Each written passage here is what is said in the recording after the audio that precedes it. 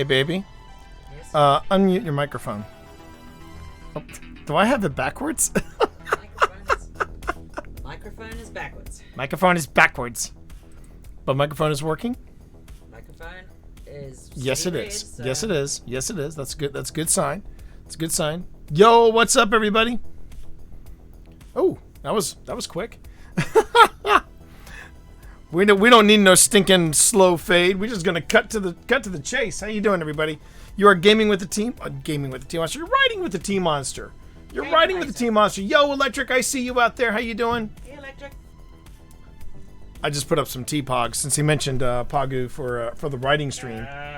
I unplugged something. I have no idea what I unplugged. I think I unplugged my light, but turns out I don't think I need my light. My camera's actually doing fine without it. So chat, as you can see, we are doing some different stuff today. I am actually working on my essay for the next deep dive, which is a look at the slow burn of Marvel films.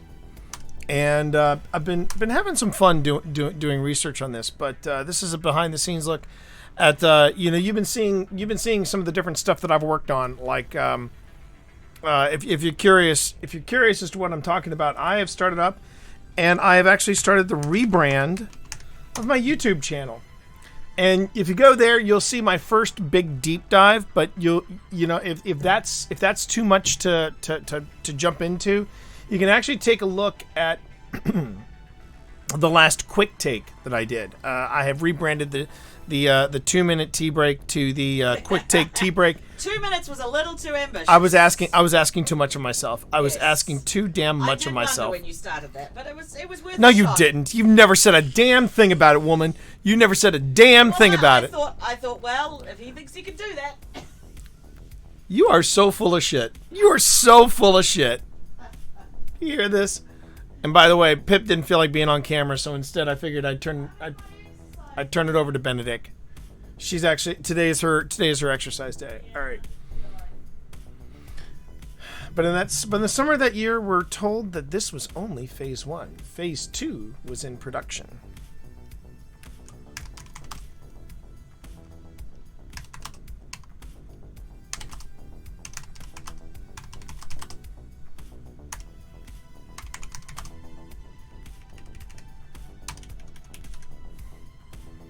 So I've been doing a little bit of deep diving research into into the cinematic history of Marvel, and it's been pretty fun. It's been fun. I'm really digging the deep dives. And this one is going to be called. So let me just see here real quick. I called my first one Twitch and the DMCA Once More with Feeling. This one's going to be called In Marvel We Trust: The Art of the Slow Burn. Because I really think especially after the success of WandaVision, we just have to learn, look, Marvel's going to take good care of us. We've only had a couple of times where Marvel has hiccuped and we didn't know where they were going with it. But they've definitely got a plan here. And when you look at the scope of what they were doing, holy Hannah in a handbasket. It's crazy. It's just crazy. Let's see. We got 1, 2, 3, 4, 5. Yeah, 4 more films. Was another 4 films.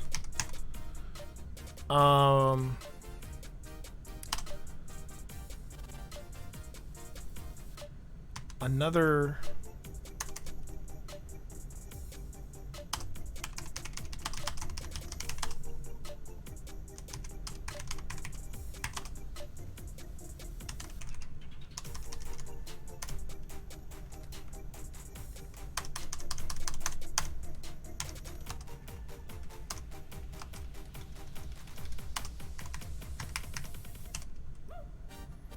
And question for chat, everybody. Question for everybody in chat. Your favorite Marvel Easter egg. Go. I would like to hear in chat while I'm working on the, and that's why this is a just chatting. Even though I'm on just chatting, but I'm writing. I do make my writing sessions interactive. So yeah, you can go on ahead and just chill out, or you can ask questions. Feel free to ask questions about writing. Feel free to ask questions about editing. Feel free to ask questions about the essays that I put together, the short story that I'm going to be working on in just a moment. Little things like that. I answer any and all questions while I write. I don't just make this a stream where I just write. That tends to be kind of boring. I do, however, feature stream safe music, and the music that I am featuring right now is Harris Heller. Harris Heller is creates stream safe music, and I gotta say he creates stream safe music that is very easily listenable, if that makes sense. Easily listenable? I guess that works. I've been he does good stuff. He does really good stuff. Let's see. Let me do copy link address. That's what I wanted to do. Let me see if that works. Ooh. No, that does not work. Let me try that again.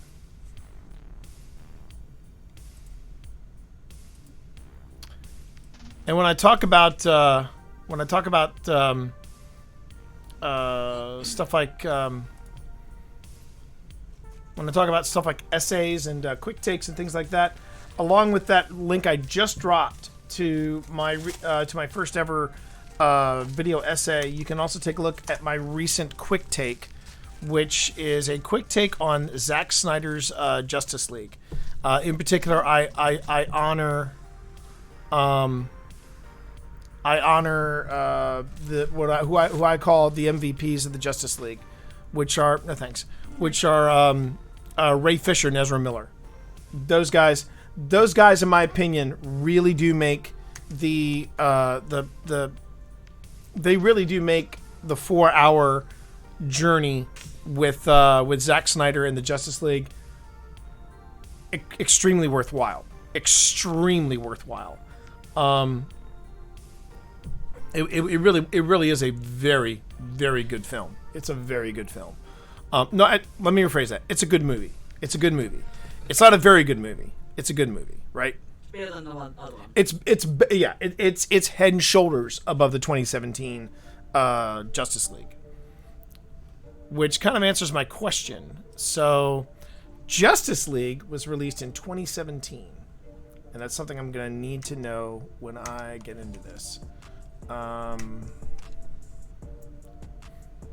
right. So was does that mean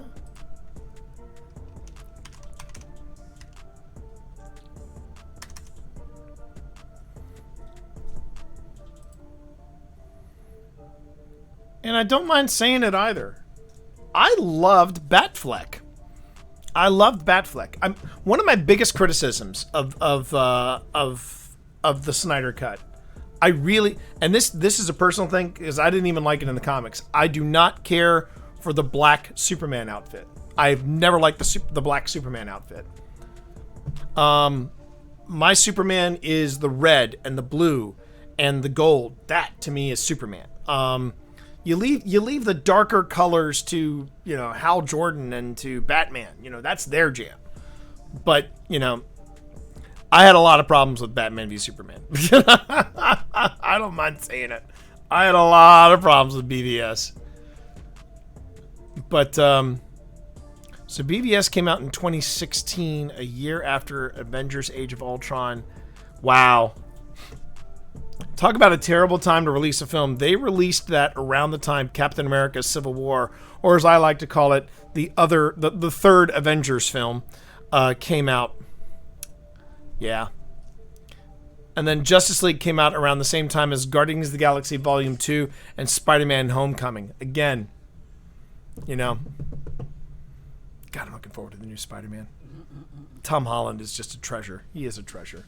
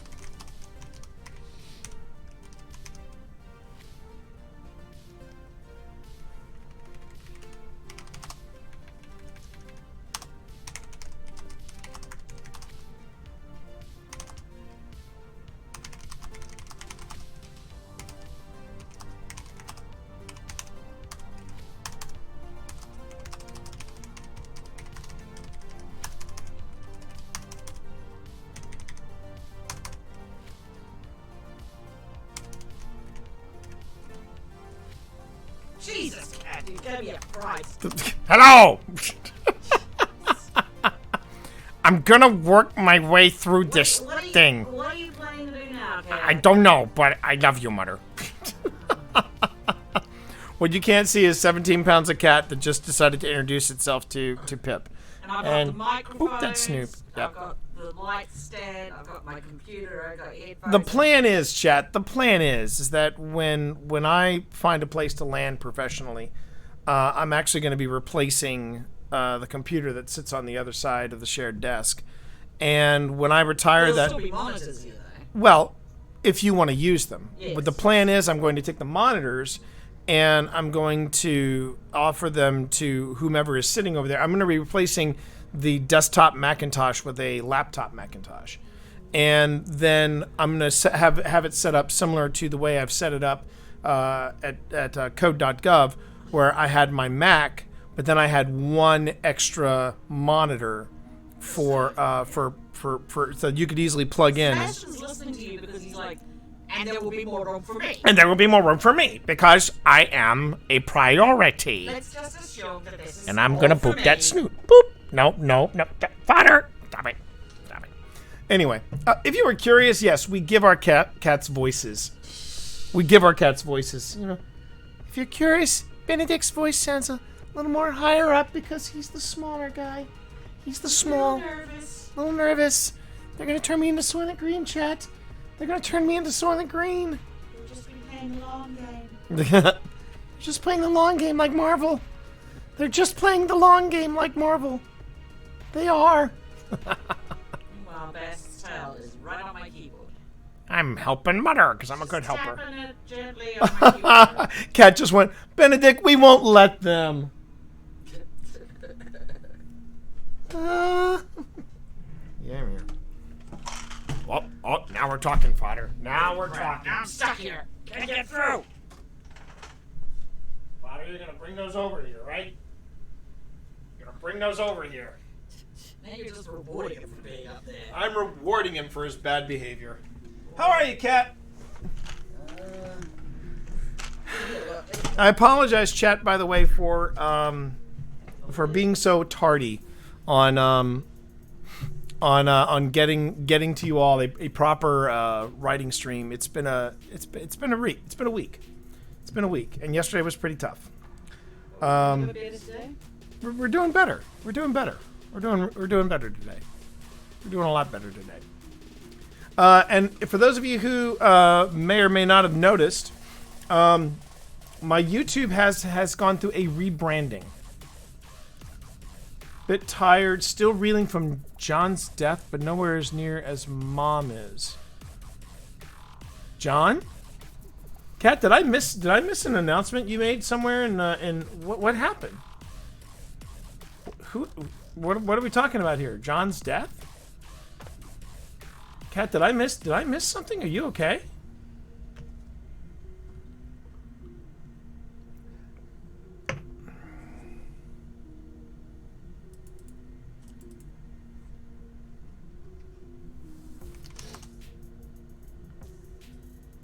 Oh no!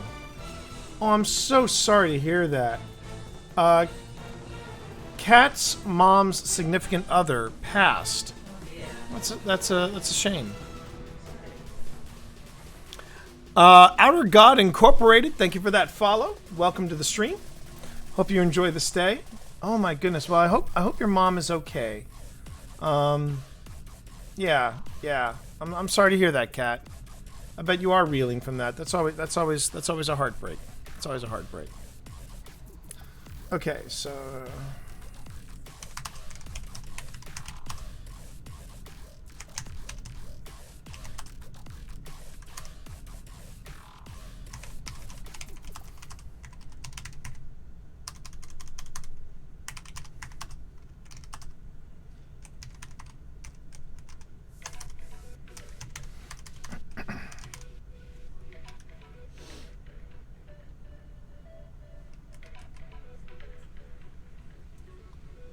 lovely man who cherished my mom, made her more happy last half. Oh, that's great. That's great. That is awesome. Good to hear. Good to hear. you bring home a very harsh reminder, Kat, that that not everybody had the kind of husband that my mom had. She picked a good one. She picked a good one. She picked a good one. And now bit showing off because it's like, I can go through. Yeah.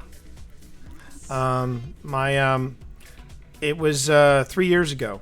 It was 3 years ago this week that my dad passed.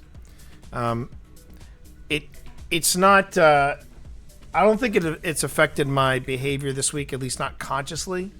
It may have been subliminal. I don't know, but during my chats with my therapist, he never came up. So I don't know if he was behind my severe low the other day, but I did check on my mom. And she's doing great. Twitch Grandma is coming for a visit on after Easter, so I'm pretty stoked about that. And speaking of the Twitch fam, Pip is going to get her first shot. She is getting her first shot, her first Fauci ouchie. She's getting that on Saturday. So there you go. Do you want hobo goblins? Because this is how you get hobo goblins. And so that means, chat, that there will be a stream on Saturday, just not at 1:00. The stream that I normally do at 1:00, yeah, that's going to be moved to 2, and it's going to be a special stream. Looking forward to it because we are taking Blind Gamer Steve through his very first Deep Stone Crypt raid. So should be a lot of fun. I'm anxious for that. All right, so let me see.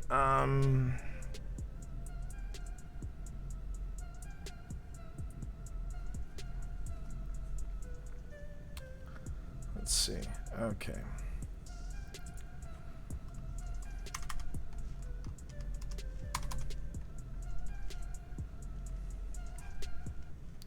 And when did they announce? So what's been fun has been exploring when I've been exploring when Marvel would make the announcements about, okay, we've done phase 1, we're now doing phase 2, here's phase 3. So it was 2014. Oh wait. Oh, it was on my birthday on 2014. And that put it right before the Age of Ultron.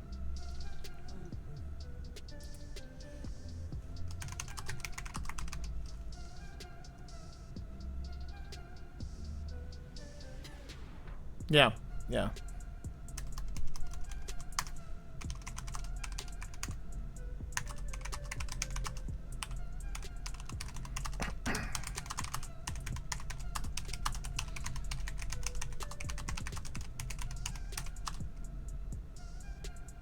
This is my Marvel DC deep dive. Yeah, that's what I'm working on right now. But that's going to be changing gears a little later in this writing stream. It's going to be a slightly extended writing stream. I'm going to work on 2 different projects. So it's not just a look at this, but it's also going to be a look at just different projects that I'm working on.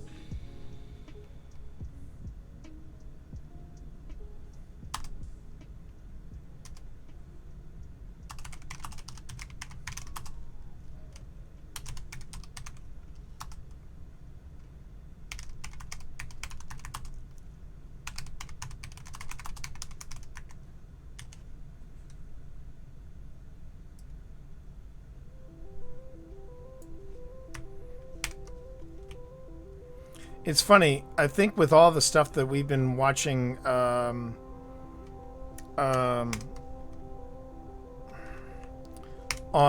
Disney Plus with WandaVision and Falcon and Winter Soldier, we've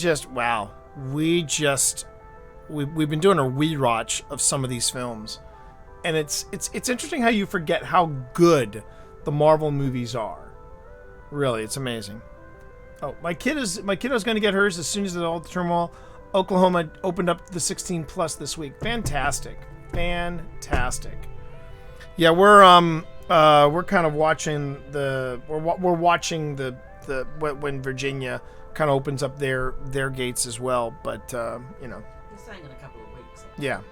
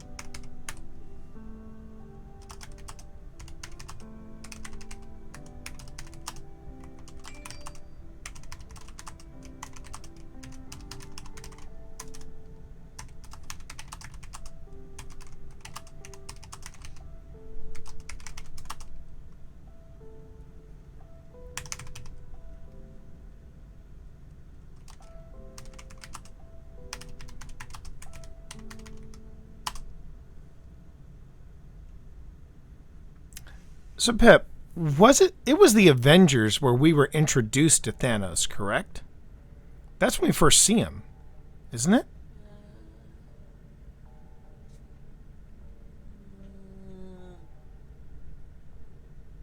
Wasn't he in? I mean, all the Infinity Stones, like the Tesseract and stuff like that. Wasn't he mentioned in Guardians of the Galaxy? Yes, but Guardians of the Galaxy came after. Hang on a minute. Let me look that up. So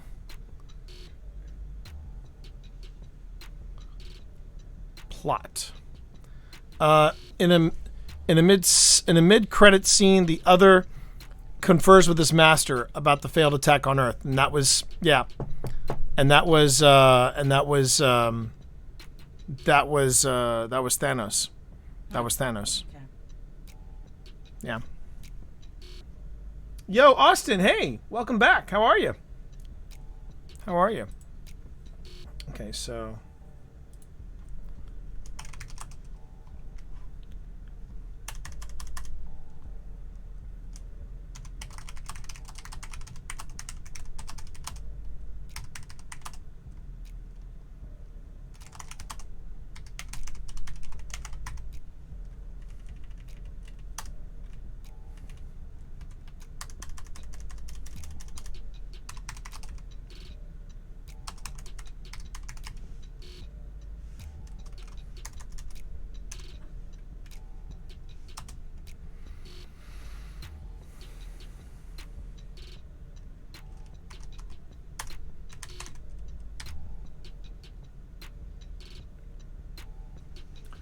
thanks for telling me about the guy. I've nearly done the last Wish raid with him. I just need to get to the chest. Well done, Austin. So you introduced yourself to Danfinity and all as well. That's great, man. Congratulations. It's a great raid, isn't it? I do love The Last Wish. It's such a good raid. It is such a solid raid. It's a great overall experience. All right, so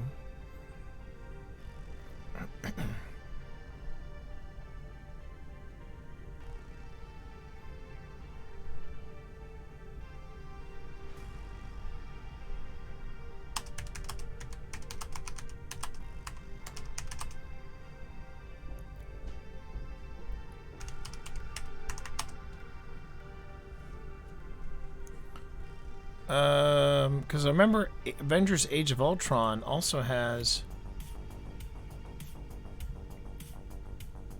plot.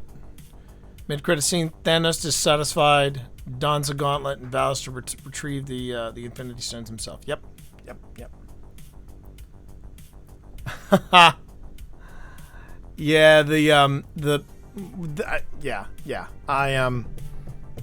I did that. And now I will say the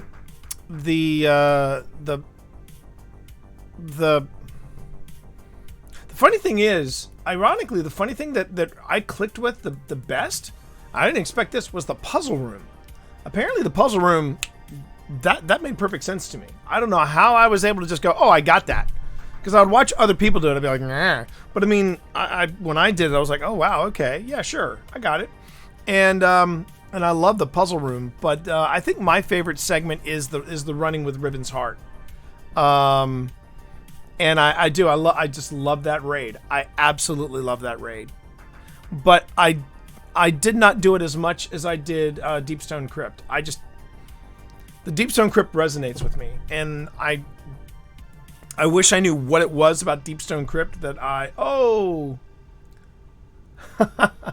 well, you know what? I think what it is, and I don't know why, but I think it's that whole, the changing of perspectives, the way you rotate, and I guess I've always had a pretty decent grasp of those type of that type of where you can take something and you rotate it. So yeah, I mean, it's not my favorite part, but I was just really surprised at how easily I hit that. I really enjoyed though that mid boss fight where after you do the jumping challenge and you get to that one massive ogre where you have to pass the buff and all that stuff. I mean, I love that one. But yeah, the running with Riven's Heart is that gets my pulse rate going.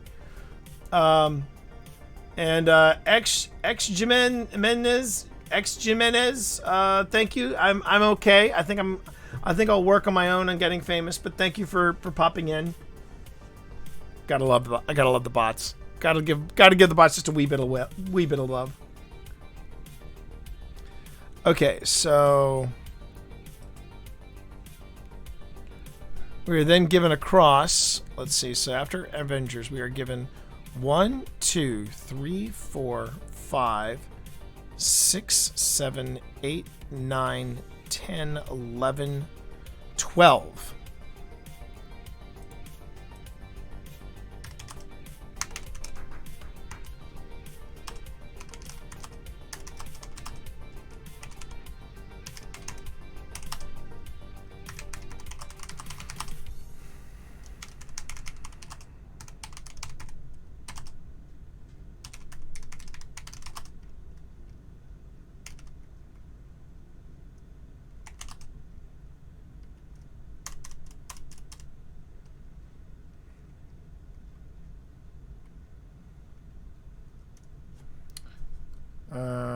Across 12 films in, let's see.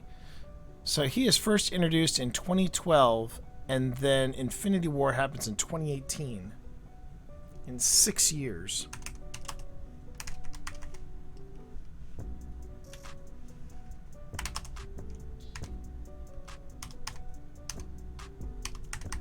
Kind of.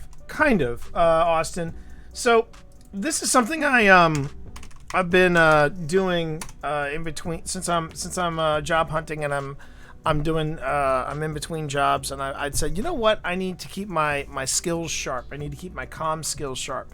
So along with doing this, I'm also doing video essays.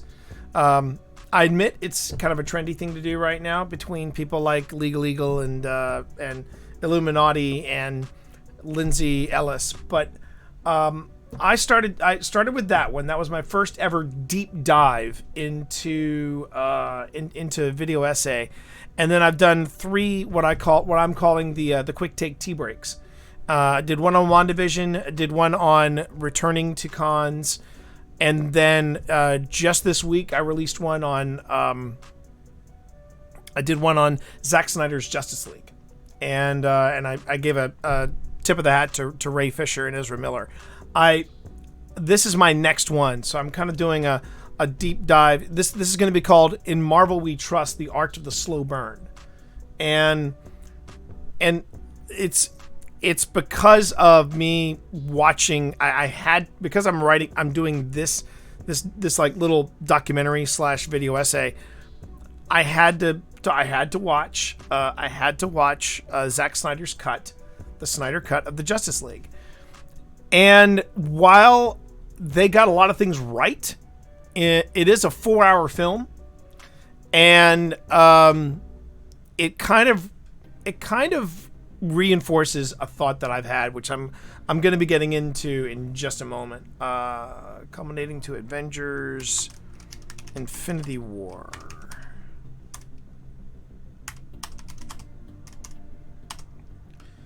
So you're watching a very raw draft of what I will be recording this weekend, in the middle of things like doing raids and stuff like that. Because I will be raiding this week with I'm taking a friend of mine who is legally blind. I'm taking him through the Deepstone Crypt for the first time ever, and I can't wait to take him through it. I think he's gonna love it. I think he's really gonna love it. All right. But just doing the research on this alone has been fascinating. It really has been fascinating. All right. Think about it. In the very first Iron Man in 2008, we were introduced to the idea of the Avengers, but we don't see them until 2012, 4 years later. At the end of that film, we get a glimpse in mid credits.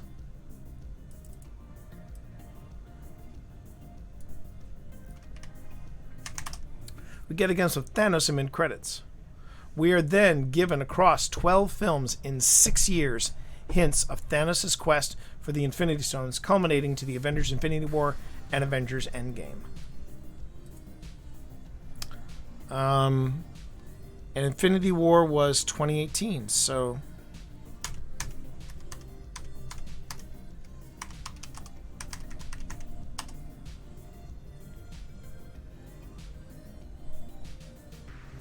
Okay, labs are just messed up. All right, so you feeling good? You feeling good then, Panic? That's good. How is a guy who is blind going to do the Deepstone Crypt? That is a very good question, Austin. And I will tell you, if you want to see that, if you want to see how he's going to do it, you need to, if you can, Austin, either catch it on replay or come back in tonight at 7 p.m. I'm going to be actually taking him through a Presage. And it's something I do I do it every Thursday night. It's the Thursday double play, and I start with my buddy Steve, and we play together in Destiny, and then I switch it up, and then later in the night I play Phasmophobia. But yeah, tonight is Blind Leads the Blind. We call it that because my aim can be a little rough around the edges. But if you want to take a quick look, give me a second here.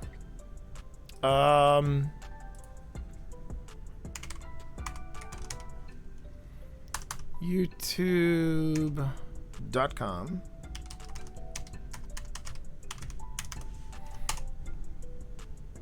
There's my man. There's my man. Let me see. We got best of blind gamer. Okay, this might be a good one. This might be good. Last of Us 2, most successful game ever. Ghost of Tsushima, State of Play. Valorant, accessibility and impressions. Let me see if I can find. What I'm trying to find is 2 blind guys, 1 bomb, Minecraft, VR, blind gamer shoots, Division 2, drives a car. So here's the thing. So Steve is blind. Steve is blind, but he is legally blind. And Steve makes sailors blush. Boom! How you doing there, Mika? But the thing is, Austin, is that he actually has a video, and I'm trying to find the video, where he talks about. He actually says, here's what it looks like when I game, and let me see if I can find it this way. Steve Saylor, what I see when I game. Ah, here we go. Perfect. What I see when playing video games. What is your age? Really? You want to know my age? Jeez. Okay. So, and this is a guy that I've known, Austin, for over a decade. He's a good guy. He's a great guy.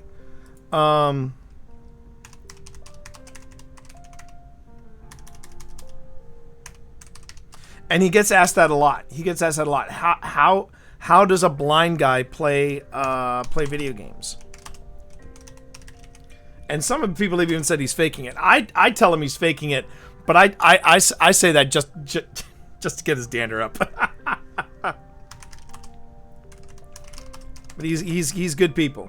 In fact, he's one of the best. So there's a video to watch, and I'll actually give you an example, Austin, of one of the things we did. Steve is truly one of the voices, one of the outstanding voices of accessibility in video games, and the thing that I love about his message and what he does is that he basically advocates that gaming should be for everyone, and I totally agree with him. And some games he has found are more accessible than others. And Destiny has things that work, and Destiny sometimes has things that do not work. But I'll give you an example of what we did. So we were taking Steve through his very first raid. Steve's first ever raid was we were doing Scourge of the Past. And we ran into a stumbling block with Scourge of the Past because if you remember at the end of Scourge of the Past, Austin, I don't know if you've ran Scourge of the Past, but in Scourge, one of the things that you have to do is you've got the 3 areas, C, A, and P, and when you go up against the fallen boss, you basically have to rotate from C, A, and P depending on what attribute you're assigned. And the problem is that is in the lower left-hand corner in small type, and it's white. So it's really hard to see it just on your own, right? And so Steve can't see it at all. So at one point we were rotating and we botched it up both times.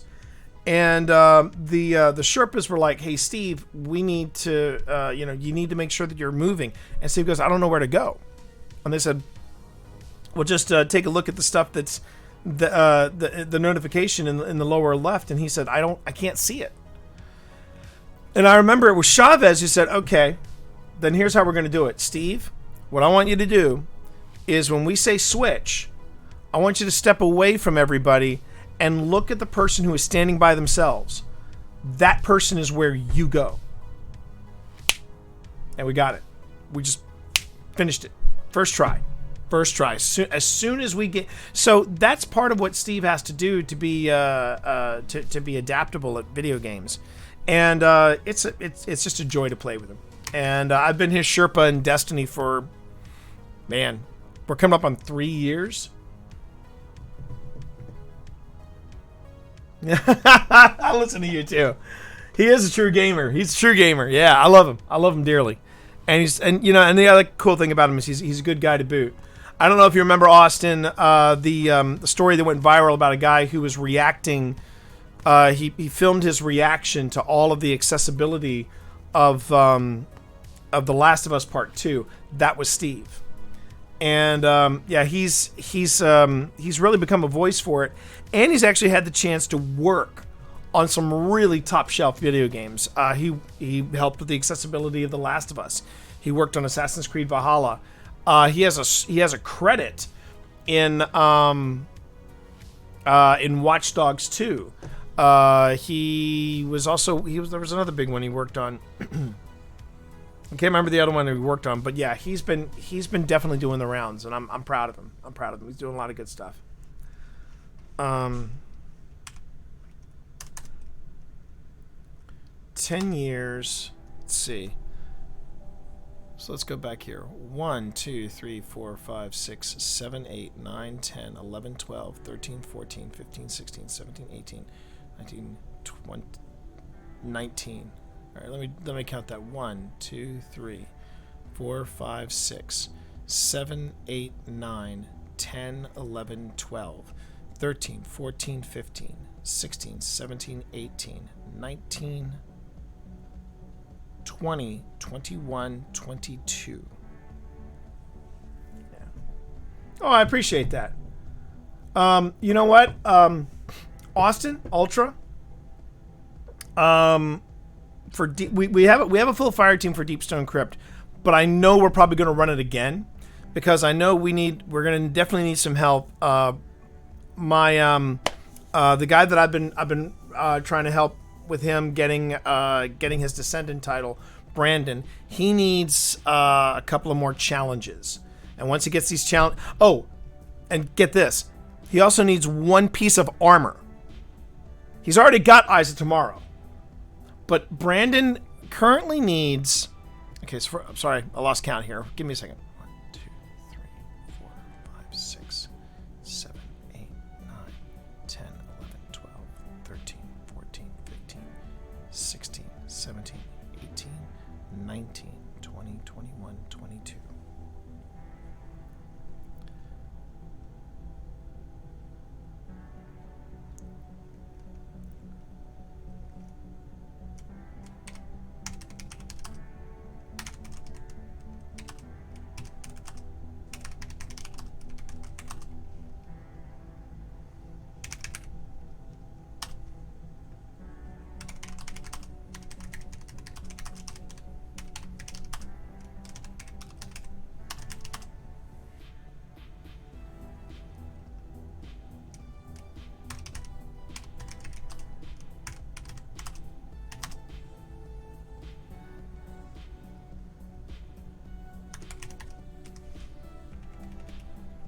Oh, did you get it, Electric? Did you get it? Did you get it? I will tell you something. It is it is such a damn fun weapon. It is ridiculously fun. I love using it. I'm that guy in Gambit. I admit it. I'm that guy in Gambit, but God bless it. I love that thing. I absolutely love it.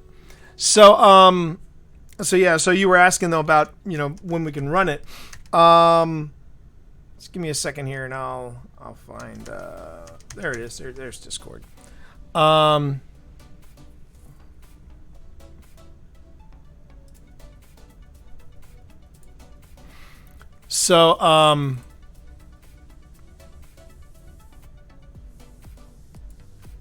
on a minute.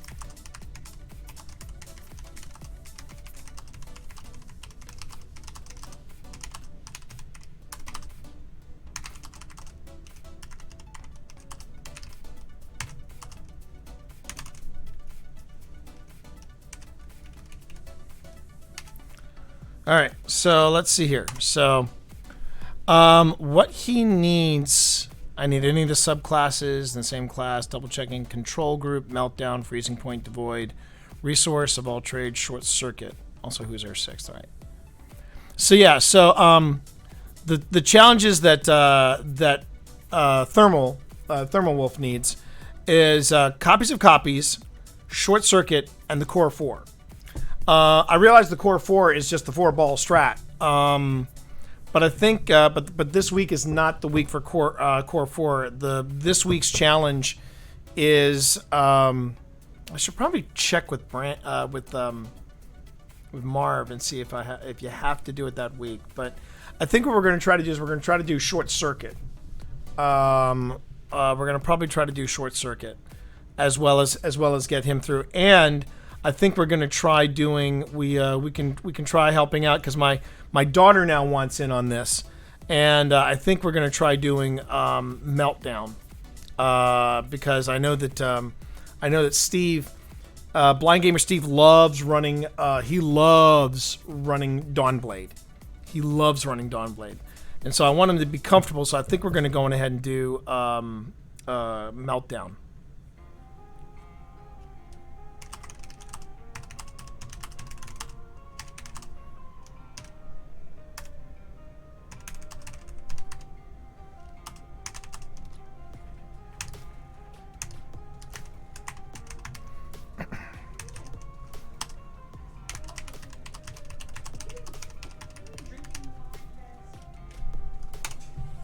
All right.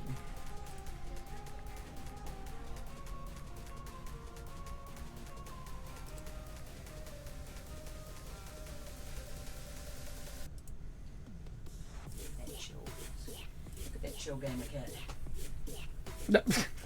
He's acting kind of gangster. All right. Welcome to my crib. Welcome to my crib. Bitches, how you doing? My name is Benedict, and this is my crib. These are my humans. What? Dad, I don't sound like that. All right. I do have a crib. Oh, you bet. You bet. The challenges that you need electric are Red Rover of all trades, all stasis, all arc, all void, and the one with the fallen vehicles. Oh, you're talking about the Pikes, and that's the one without a scratch, and without a scratch gets you the I was thinking about doing that one. I was thinking about doing that one for Steve as well, but I said, you know what, that might be a little much. I should also ask. Let's see. I should probably also ask my raid team real quick.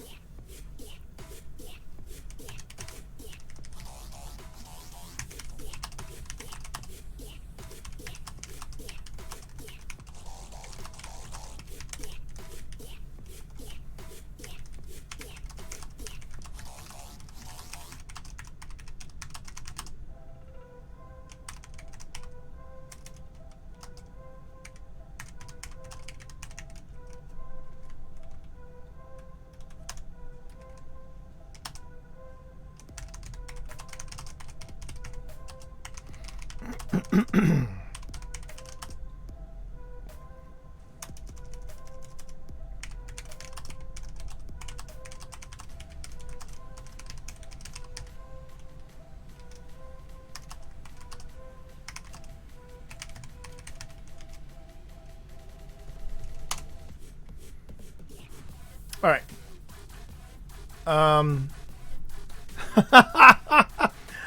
In all fairness, Austin, GamerCat has tagged along. He has tagged along before. If not from there, he has actually parked himself here in the middle of me doing Deep Stone Crypts. That's Austin, and Electric both. Remind me, what are your platforms? Because I was trying to remember, Austin, if you do you do PC and Xbox, or do you just do? I'm trying to remember which one you're. But yeah, Austin, absolutely.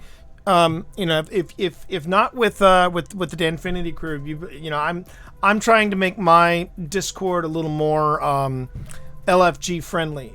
We have a lot of beginners. And there are several other people who have asked me for help, and Because apparently I'm very good at organizing raids. I don't know how good I am at actually stripping raids, but you know, yeah. Oh God, he's back. He's back. And he's back. Hello, humans! You can sit your ass down there with that.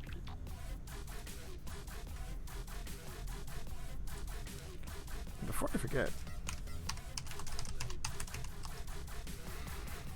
Get down. Get down. Oh, great. Thanks, Beth. Just hit this corner here. I'm lucky.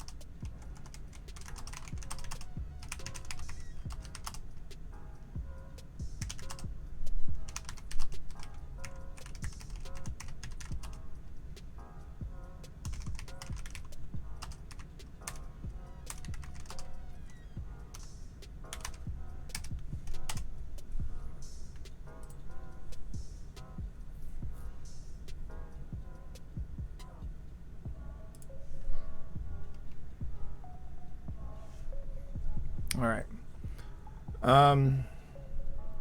Yeah, I know. I know, Mika. Okay. Okay, so Austin, your PS4, Electric. I know. I'm sure you've mentioned it in on what's your platform, but yeah, just let me know, Electric. What's your preferred platform?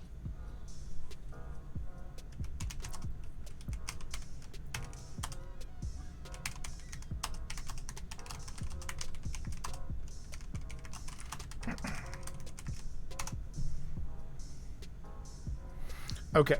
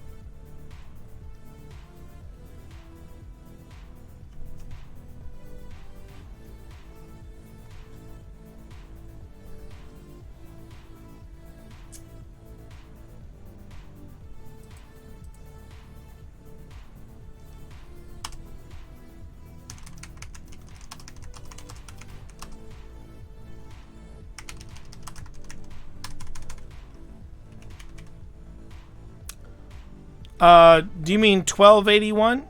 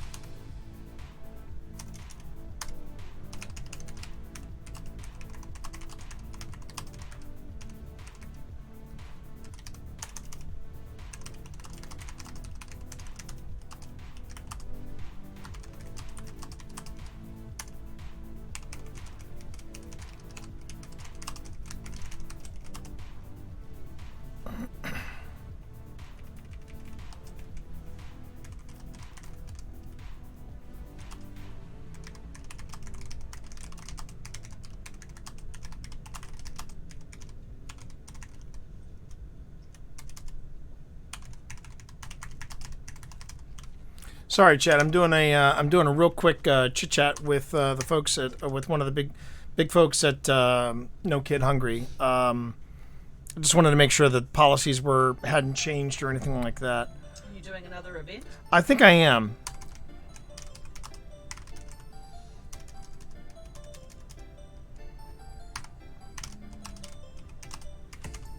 Probably doing like a May Madness or something like that.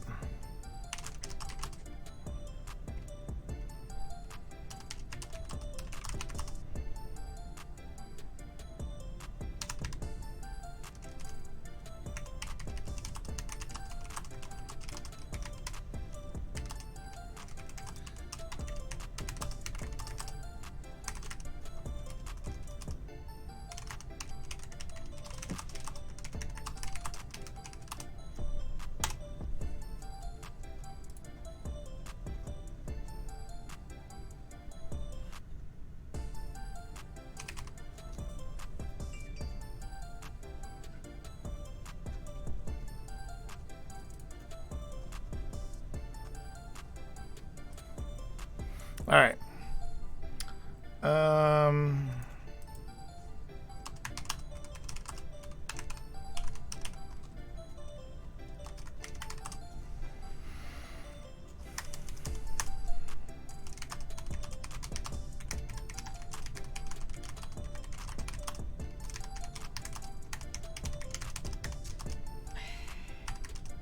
This cat man, he's. I need to get. Oh, I'm sorry, Bast. Well, you're fine, Electric, as far as sorry. power level wise. But I'm trying to remember, are you PC or PS4? I'm trying to remember. Actually, let me see if I can look you up. See if I can look you up on here. You are, there you are. This is And what you he are, See? yeah, I see him. What's it covered? Oh, you're PC. Okay, so you're PC, Electric. Okay, no problem. No problem. No problem. Okay, got it. So Austin's PS4 and Electric is PC. Good to know. Good to know. And hey, Jen, it was good to see you. Good to see you. And thank you for the shout out yesterday on Steam. I hope you. I saw that you got.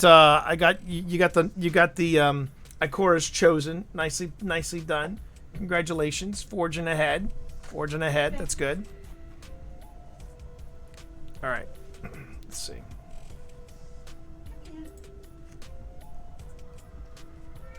Oh!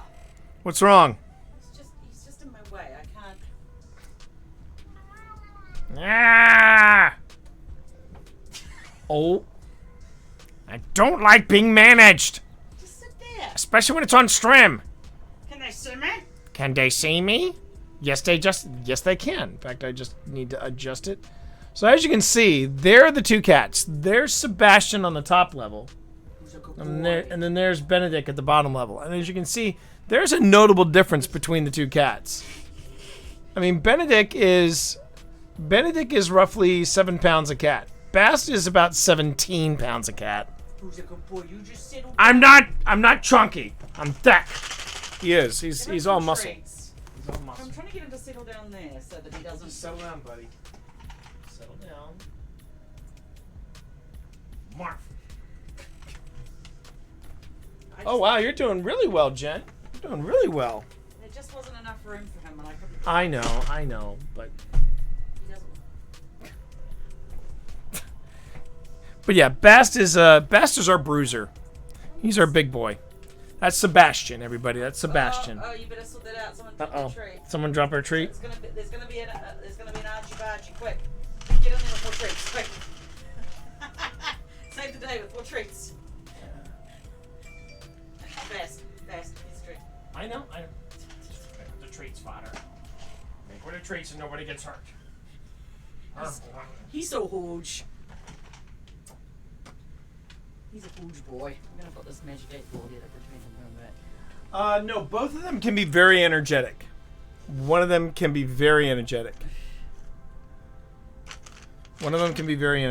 No, Faced. Pip has not changed so much as she has decided not to be on camera today. Where are you going now? Oh, Okay, I'm taking over the kitty cam, man. All your cameras belong to me. She is not a cat. No. No, no. Stay Sebastian, there. Stay don't there. even. Don't even. I wasn't thinking about it. You were thinking about it. I can tell. I'm a good boy. You just stay there. I'm a good boy. Who's a good- I'm a good boy. He's like, is everyone looking at me? Because I feel if everyone's looking at me. I feel like all eyes are on me, and it's a little unsettling. I did not agree to be a streamer cat. I did not sign no NDA. No, Benedict. Come on. No, now listen, I can't have any cats over there. There's not enough room. There's not enough room. Veronica. Yes, he's a chunk. Well, Serena calls him a chunky boy. But he's muscle. But he's all muscle. He is a very muscular cat. This little guy, on the other hand, he's a charmer. You're gonna make somebody deep. He's a charmer. Are you saying Bast's not charming? Bast's very charming. I'm saying Bast has his moments. Okay, bruh. No, What? You need to relax. I would like some pets too. He's also a jealous cat. Look at that! Look at this. He's watching, going, "Hey, what the hell?" I'm right here, father. Okay. No.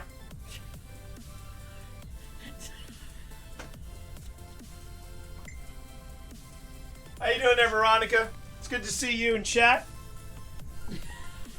Now they're both standing up. Are you are you working on something? Don't get down. Don't come over here. Bast, what are you doing?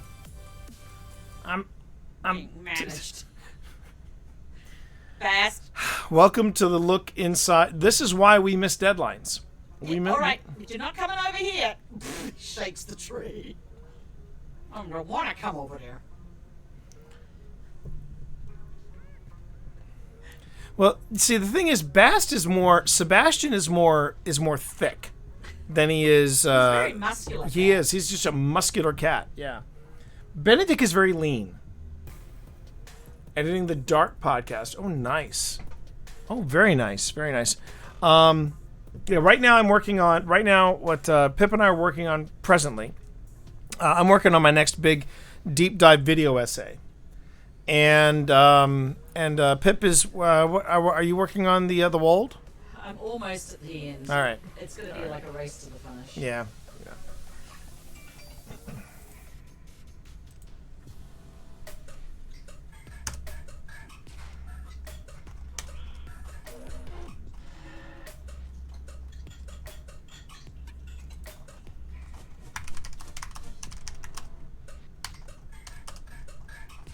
Don't go out there.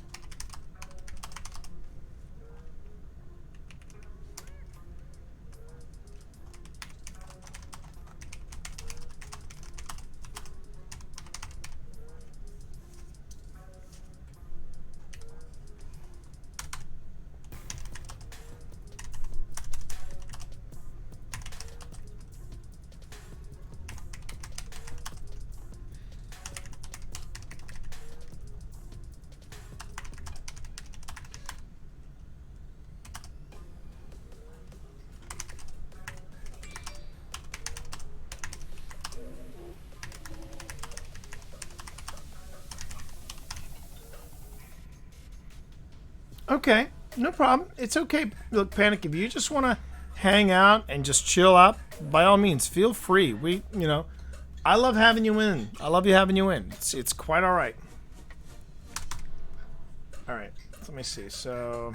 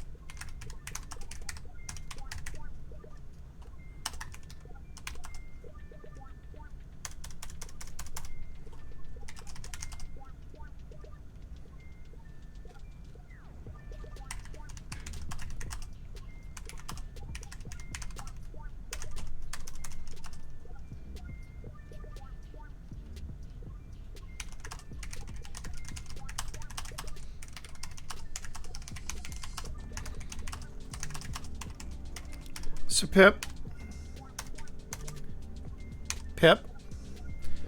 if you were to pick one scene, and I know I'm asking a lot here, and chat, feel free to chime in as well. Yeah, I know, right? This is the perils of of having Austin a cat cam. You either right now, Benedict literally hopped up and is now behind Pip. Here he comes. Go over be Dad's problem. Yeah. Hi, Dad. Hi, Dad. So this is a question for chat, but I want to ask you, Pip. If you had to pick one scene that you feel would be the definitive scene of Heath Ledger's Joker, which one would it be? In Dark Knight.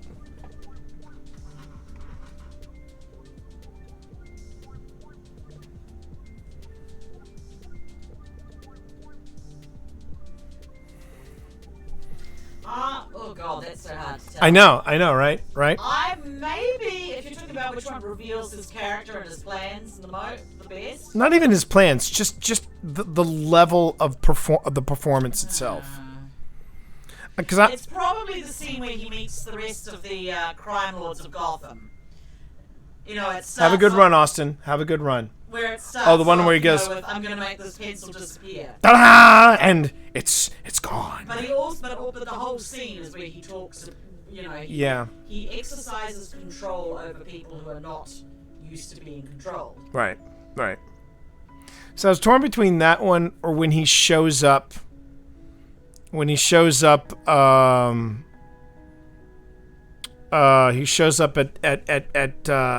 Bruce Wayne's fundraiser, and he goes, "We are tonight's entertainment," or because I was also thinking about that one where he says, "You kill the Batman." So here's a question for chat: if you had to pick one scene in The Dark Knight that really showed off what Heath Ledger was doing as the Joker, which one would it be? What's he doing? You gotta turn the camera around. Oh. Cool. I really wish I had a super sophisticated camera where... Oh, yeah, nerd girl, that's true. When he's in the nurse's outfit... And he goes, he had a little chaos to the mix. And he points the gun at his own head. Yeah. Or even the one where he's just walking out and he's pushing the button. He's like, and then the whole thing goes up. Ooh, I got Nerd Girl and Veronica, both saying that that's one of their favorites. Yeah. Let's see.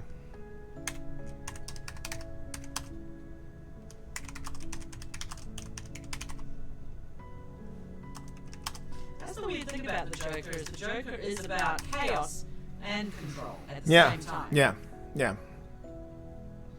And I'm sorry, Heath Ledger. Jared Leto is no Heath Ledger.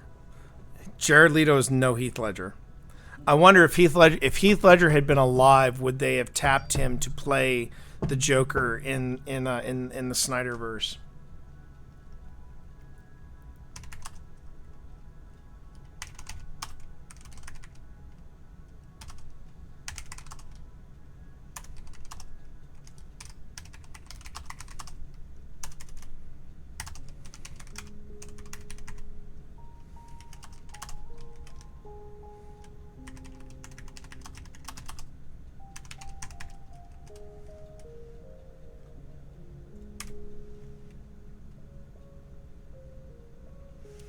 That gave me the creeps the most. I mean, the whole performance was nightmare fuel for the sane, but whatever reason, those scenes stuck out in my head. Yeah. I mean, those are great scenes. It's great scenes. It's funny, we had just seen The Dark Knight, and then when we were doing our family movie night, Serena picked as the follow-up movie Brokeback Mountain. And I'd never seen Brokeback Mountain. And I know it's the butt of many jokes. Pardon the pun. I know it's the butt of many jokes, but here's the thing. That movie is stunning. It is a really difficult watch. It's a really difficult watch, but everybody in that movie, Hathaway, Ledger, Gyllenhaal. Who was the actress that played Heath Ledger's wife? Michelle Williams. They got married. They had a kid together.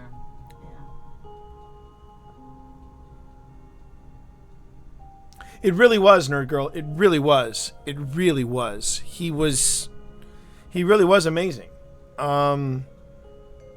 He was gone. He was taken too soon. He was just gone too soon. I mean, I know there's a lot of speculations whether or not it was suicide or whether it was just an honest. It was just drugs.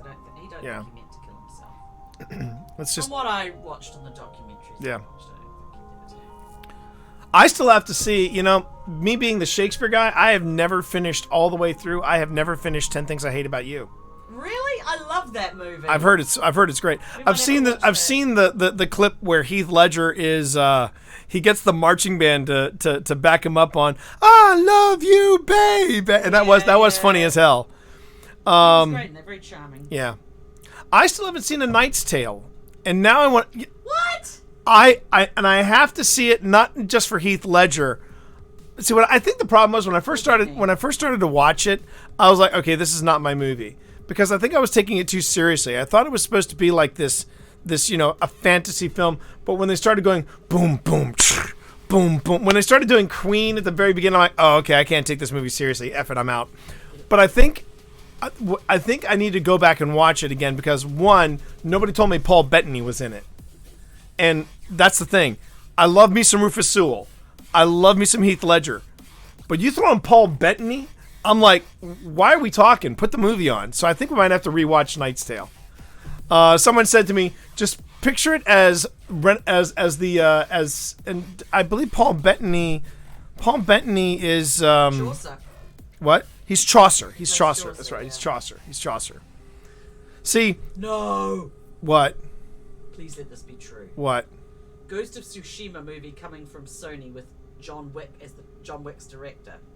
Oh, please. You know why? Because Sony is right now, they're super hyped and super pumped because right now everybody's talking about The Last of Us as a TV series. Question is, could Ghost of Tsushima work better as a TV series or as a film? I think it could do either. I think the story's contained enough that you could do a movie of it. But then again, if you wanted to have a longer story... But here's my thing. Instead of getting the director of John Wick to... who directed John Wick? Chad Stahelski.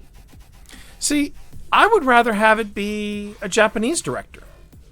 Yeah. They should have it be a Japanese director, like someone who has done that kind of film, you know? Have a Japanese director do it. Apparently he worked as a stunt choreographer, coordinator, and then he's worked on Deadpool, The Hunger Games, Captain America, and Civil War, and The Matrix Reloaded. See, for a lot of people, though, Nerd Girl, for a lot of people, Knight's Tale was their first exposure to Paul Bettany. For me, it was Master and Commander, Far Side of the World, which I still argue is one of the most underrated films ever. Ever. I friggin' love that movie. Yes, it is intense. Yes, it is slow in some points, but that's the beauty of it. When it's slow, it just draws you in, and then when they get to the action sequences, you just got to hold on to something. And the banter between Bettany and Russell Crowe is legendary. Wait for it. Dairy. Yeah. Anyway.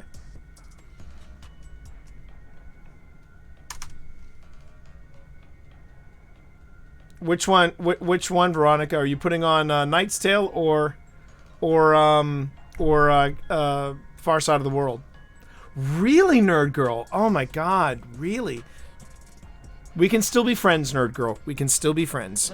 She did not care for Master and Commander. Oh, well. Now, to be fair, Nerd Girl, the other thing that it had going for it for me wasn't just Bettany and Crowe. It was also the fact that it's directed by Peter Weir. And I was a huge fan of The Mosquito Coast. I was a huge fan of Dead Poet Society, so this just fell right in. This fell right in for me. But yeah, Veronica. I have favorite roles by Russell Crowe, and that's one of them. That's definitely one of them. In fact, it could be my top role for him. I loved him in that. And it's funny too. I was, for all the stuff that you could say about the Snyder Cut, there's a lovely moment where you hear Russell Crowe as Jor-El. There's a moment in the film where where it's actually Jor-El and Jonathan Kent talking to Clark. And it really is a beautiful moment. It's a beautiful moment. I just, fight me if you want, but I do not like the black Superman suit. I just don't. Black suits, that's Bruce's game. That is not Clark's game. That is Bruce's game.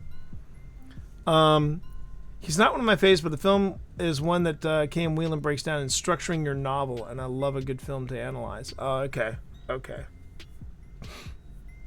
Yeah, I do. I do love me some Master and Commander. All right, getting back to this. Okay. At the same time Marvel launched Iron Man in 2008, DC Films released The Dark Knight.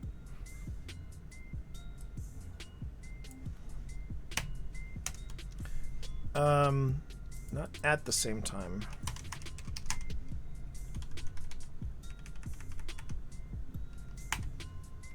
DC Films released The Dark Knight, which, similar to Iron Man, raised the bar for expectations of a comic book movie.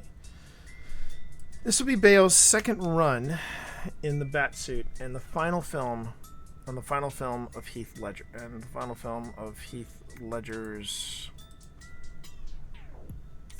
incredible career. Tragic as his death is,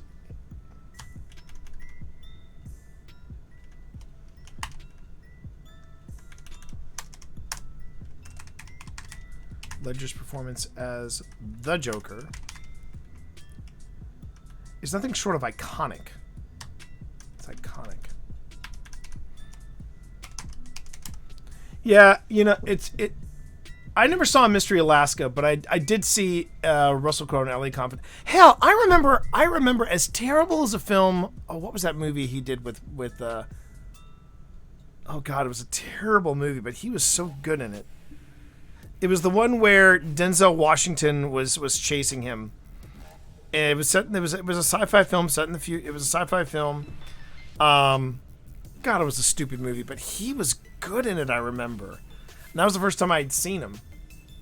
but yeah, I've heard Mystery Alaska is a good one. I mean, Gladiator too. I loved Gladiator. And again, I give props to Ridley Scott. It's funny. Pip and I, Pip just got a kick. She felt the need to see. She felt the need to watch Alien, so she popped back in Alien, and I just realized how much I love. Thank you, local dealer. I appreciate that. That was a very kind thing for you to say. But I was just gonna say that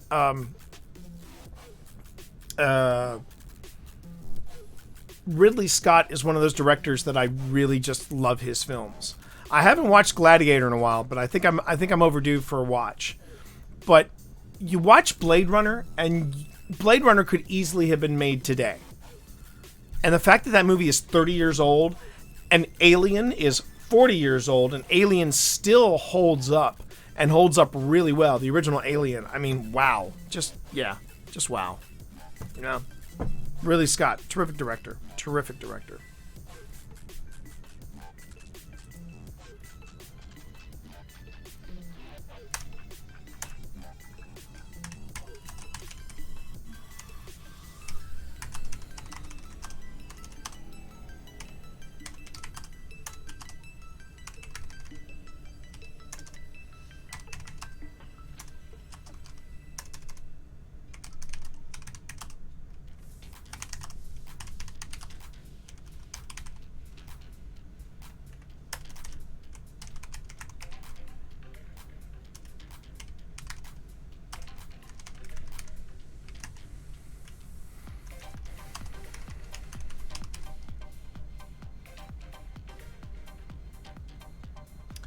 You were called an a-hole and banned the last time I told them great work. Really? Really, local dealer? That's a shame. Not sure, you know. Look, this is a very positive channel. And in all fairness, if you're, you know, and obviously I'm looking at your you know, your account was created February 25th, 2021. There's a possibility that people thought you were a bot because you're brand new at this. And people who come in just randomly drop a note of positivity the wrong time. I mean, it's all about timing in this. And yeah, thank you very much for that follow. I certainly do appreciate it. Well, just so you know, I'm speaking with just a hint of authority because I'm the guy that wrote Twitch for Dummies, so I've had to do a lot of research on this platform. And one of the things I've noticed about the platform is that people tend to be, and they have to protect themselves, and they've got to protect themselves from possible bots. It happened to me. It happened to me recently. I had somebody that came into my channel. Never been in my channel before, and they dropped a message that was in Chinese, and then I was hit by two trolls that just came in, and they opened with like what you're doing here with really nice intentions, and then they started cutting into me. And I mention all this because yo, hola, I say, ¿Cómo está, mi amigo? ¿Cómo está? But they came in, and they were they started trashing me, trashing the channel, and then they reported me, dealer. They reported me for hate speech, and the hate speech was in the Chinese message that was still seen in my chat. It was because the one person dropped a bit. He had the message with it, and I had one of my mods.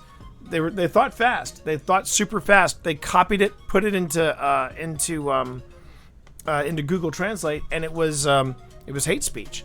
So for a whopping 5 minutes, I was banned for hate speech, and then Twitch reversed it, thankfully, which is why I'm here right now. But it's you know, that happens. Y tú?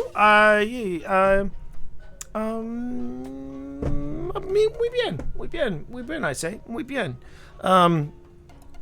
Yo trabajo yo trabajo con mi escritorio, maybe, escritorio, y, yeah. So anyway, also, by the way, I'm not bilingual by any stretch of the imagination, chat. I am teaching myself. Yo aprendo mi español en el Duolingo, and I say right there, translates some of this stream, but he has been coming in here speaking Spanish, and I'm doing everything I can to try to keep up with him. And Maestro, good to see you. Good to see you in stream. And no, but really, Dealer, I hope you thank you again for the follow. Hope you hang out and enjoy the stream here.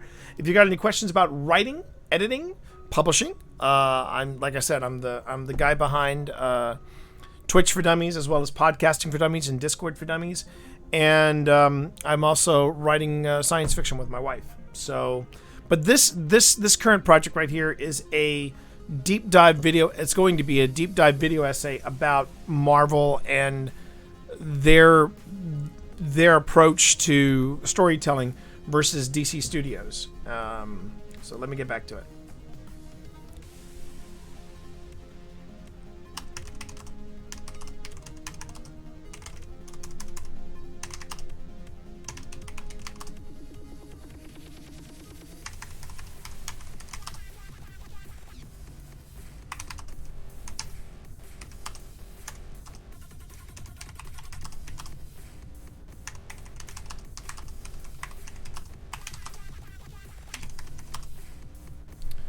Let's see here. Let's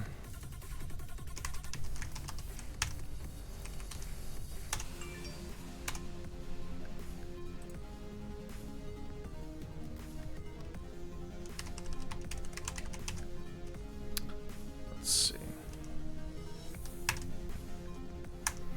Oh, and before I forget, Dealer, welcome to Twitch. I know, like I said, I noticed that your account's only a few weeks old. So again, welcome to Twitch. Welcome to Twitch.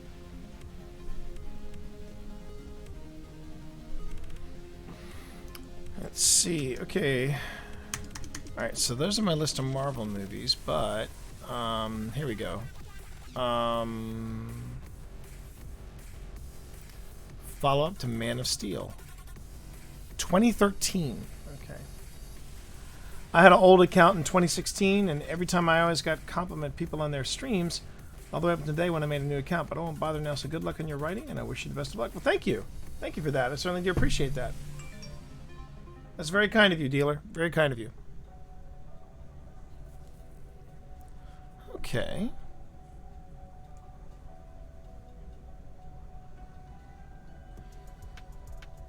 So where was...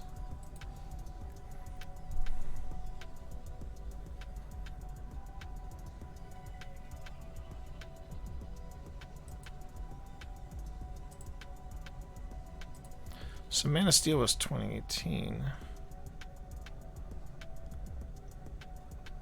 Production, development.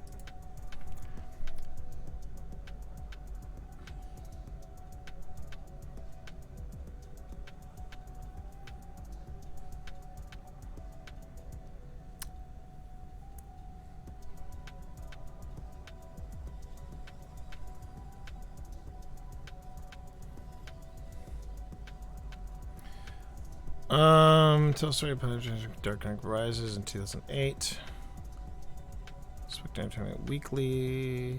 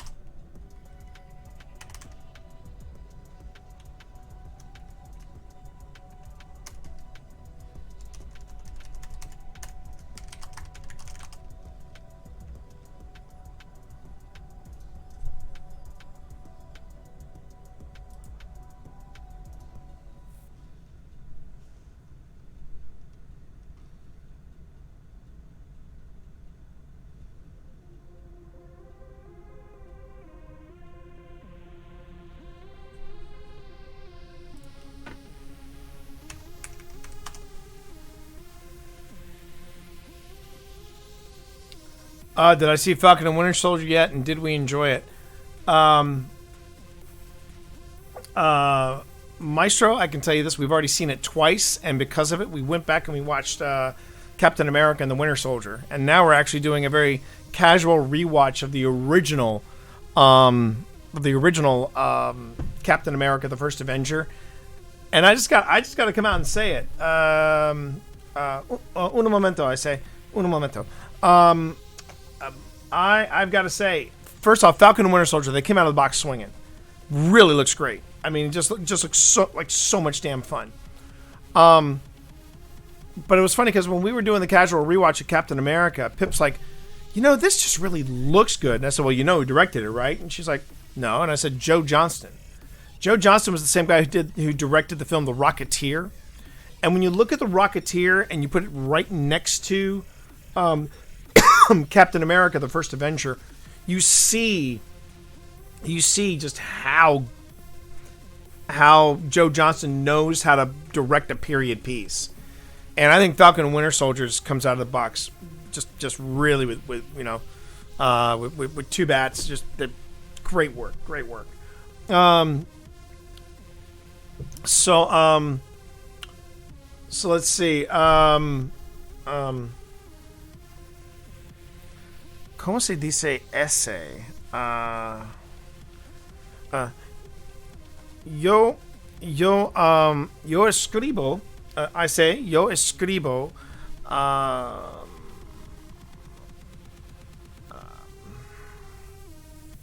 Yo escribo para el video. El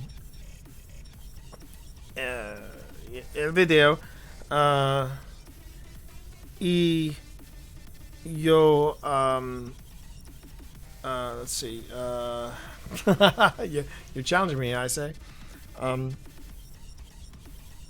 Y el video. Let's see. El video para. I just learned this. Para la semana de que viene. Yeah. Whew. Oh my God. Trying to switch from Spanish to English, that's hard. How would I rate the new Destiny 2 cutscene after the strike this week? Ooh, electric. Damn. Easily one of the best. And I know there are people who are like, why is Zavala being, why did he do that? Honestly, it's been some time. And it was also the fact that that Crow did what he did. It was absolutely it was great. I love Destiny's storytelling has been absolutely top shelf since Forsaken. Absolutely top shelf. Todo para la... Yes. Sí. Todo para la semana que viene. Yes. Sí. Exactly. Yes. I understood that reference. That opening rescue scene was fantastic, and the introduction of U.S. Agent, or as I call him, Captain Carl. I hate that dude and I already know nothing about the character. Yeah, Maestro, I have a feeling it's going to get dicey. I think it's going to get real dicey with that guy real soon. All right. So let's see. So in 2008, the idea...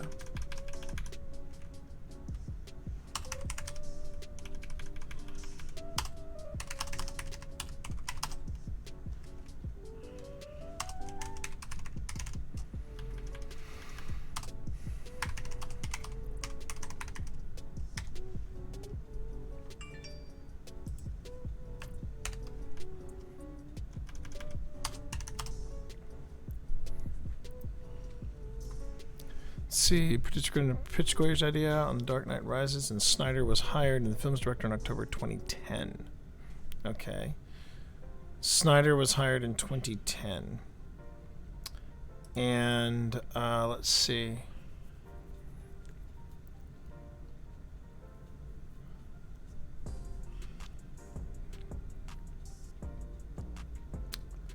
Morrison's, but let's see. In August 2000, Warner suggested a reboot.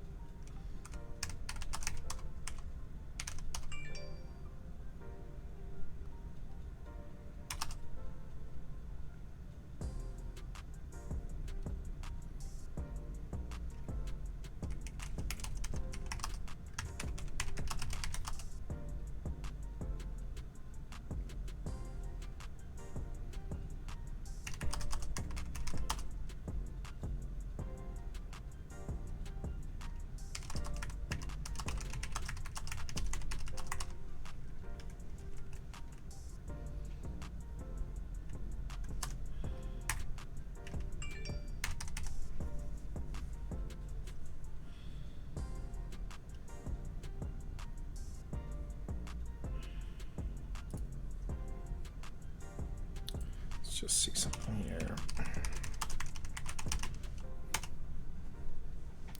Whoops.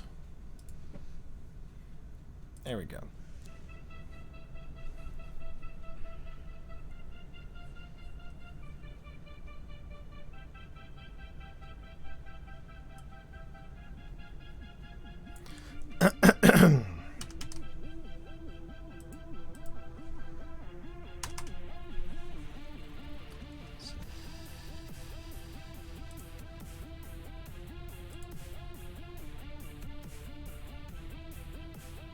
Ooh, that hurts. Sorry to hear that, Electric. Sorry to hear that.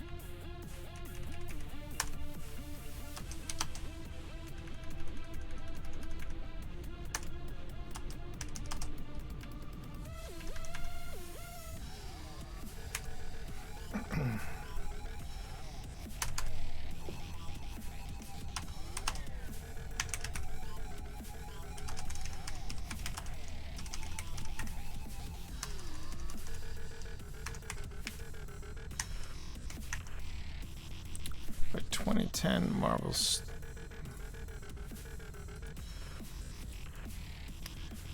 Okay, so going back to development.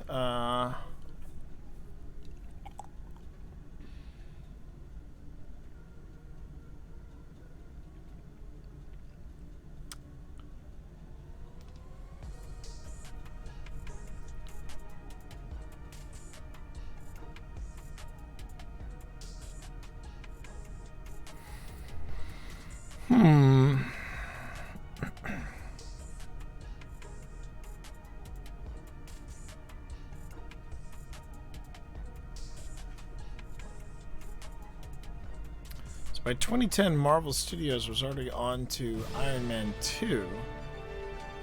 Okay. Alright, hang on a minute. Hang on. Let's see what's going on here. Oh, Embody! Resubbing at Tier 1 for 18 months. Hello, Embody. How are you? How are you there, sir? I see you out there. Thank you very much. Sorry, I'm in the middle of not only doing a little bit of research, but I'm also translating some Spanish here, because my current Duolingo, it took me for a little bit, but it's what are the subs for? And let me just see here. Ya se me olvidó. Learning a lot of new vocabulary. What are the subs for? And I already forgot it. Yes, okay. Let me go on ahead and do this. I'm going to use Google Translate, so bear with me here, okay? Perdóname, I say. Perdóname. Escúchame. All right, so let me just type this out. Let's see. Oh.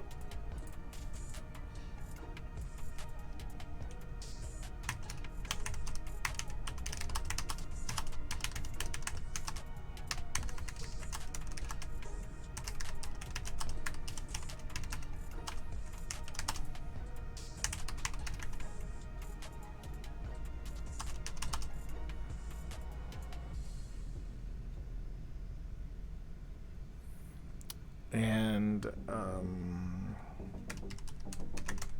exclusive features. All right.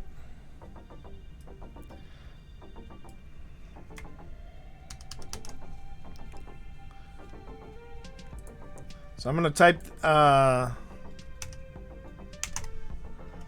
right, let's see if this works. Let's see if this works.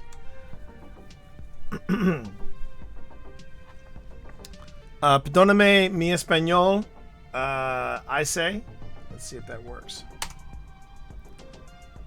Suscribirse a un canal le ofrece extras especiales como emoticonos y funciones exclusivas. Okay. All right. That ought to be interesting to see. Man, working in 2 languages is hard, chat. Muy difícil. Muy difícil. So the raid challenges this week's. Oh, yeah. Of all trades. That's right. That's right. All right. But yeah. How you doing there, Embody? Hope you were having a good day. Hope you were having a good day indeed. All right, let me get back to this. By 2020, Marvel Studios, already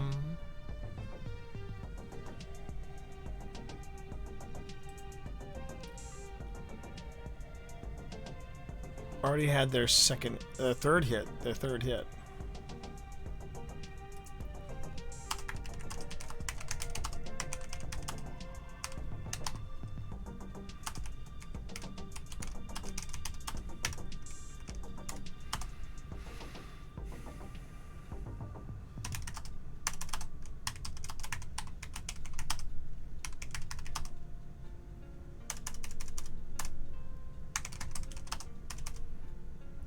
Now, if I remember correctly, they're not called DC Studios. I think they're called DC Films.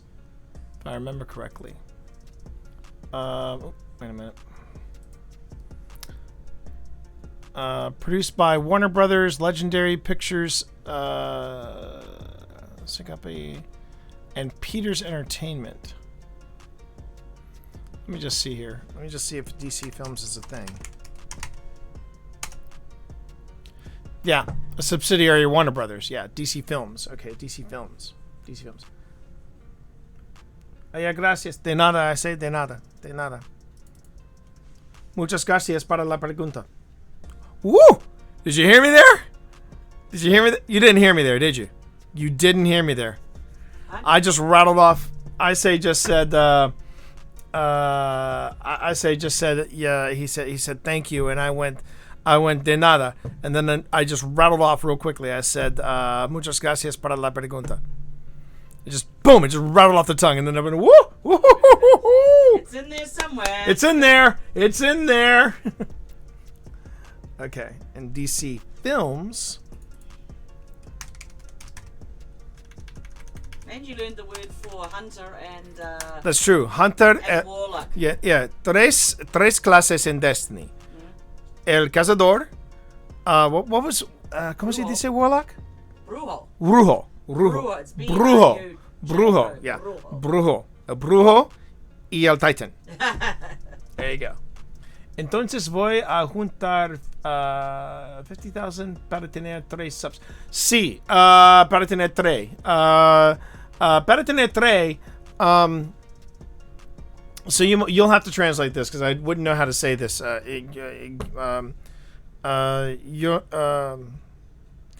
no hablo español para ese.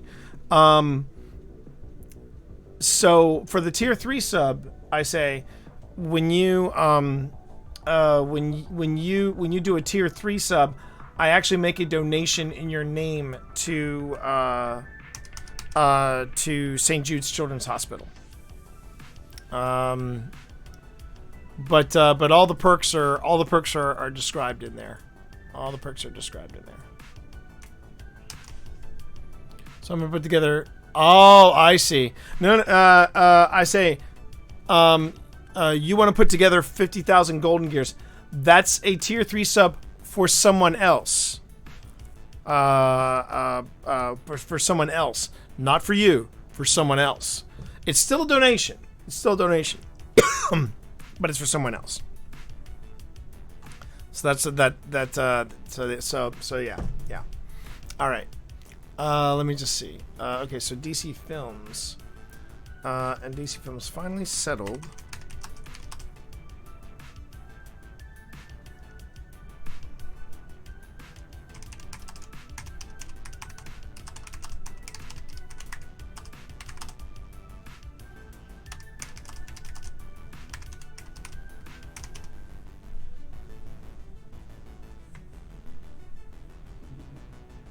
What's he saying here? Complica. Something's complicated. I'm starting to pick up. I gotta admit, chat. You're getting some more. I'm starting to pick up some. I'm starting to pick up some vocabulary with I say, but I'm starting to pick up some of the If it is difficult for you to say, oh, tell me. Okay. He just said if something. I say just said, si se te complica decir I say dime Axel, which is if it's difficult for you to say I say tell me. Let's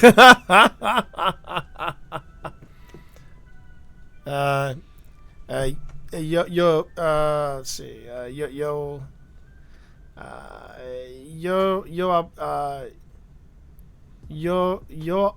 se hablo. ¿Cómo se dice? ¿Cómo se dice word?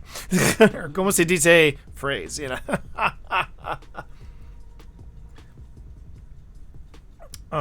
Muchas gracias, I say, para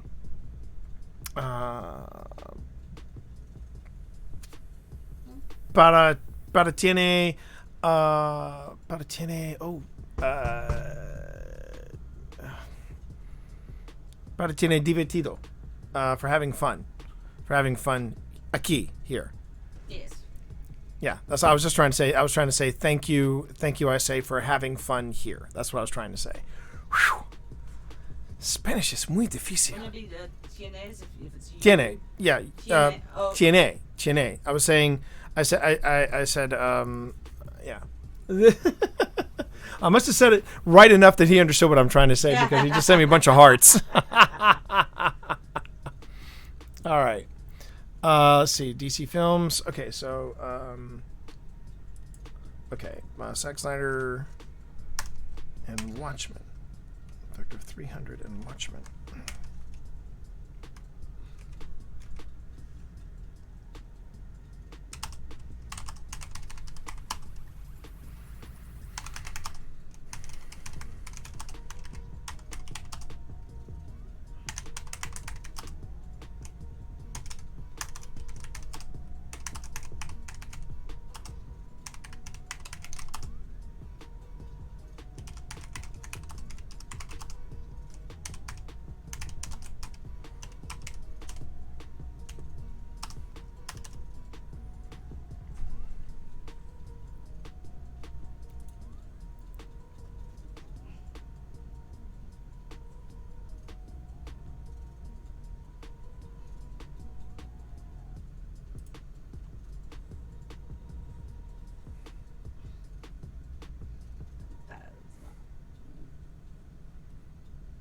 So does that mean Ghost of Tsushima would be la película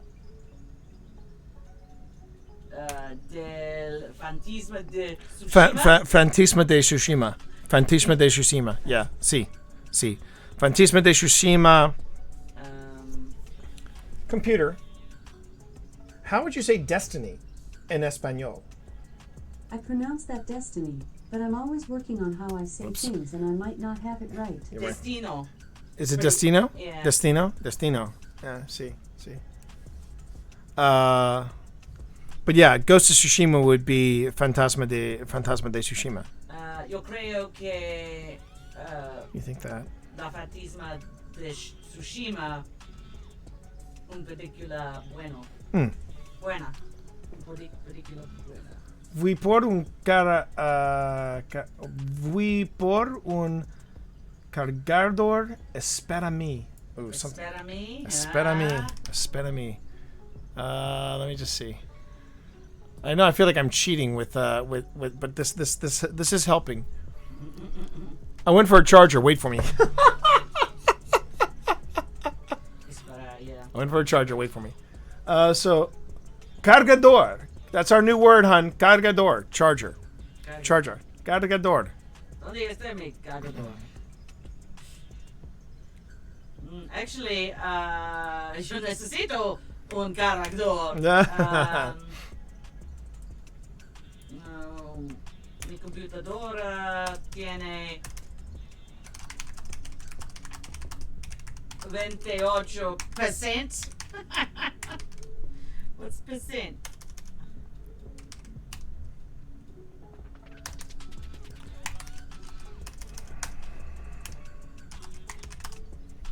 Let's see. What the heck?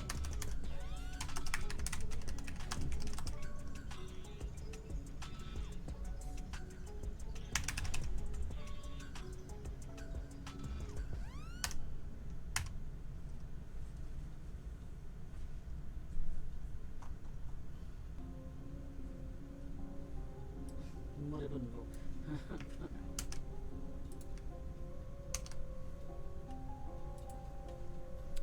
Film released in 2013 and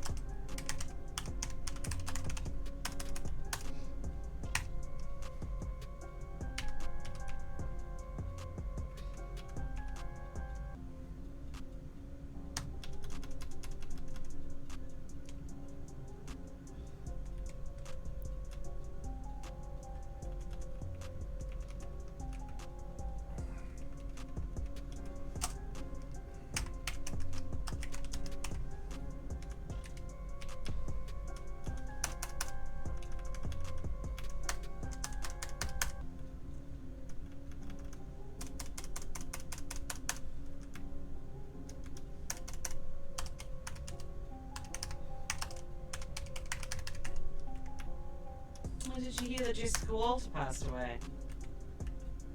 oh really? Jessica Walter? Oh, that's a 80. wow.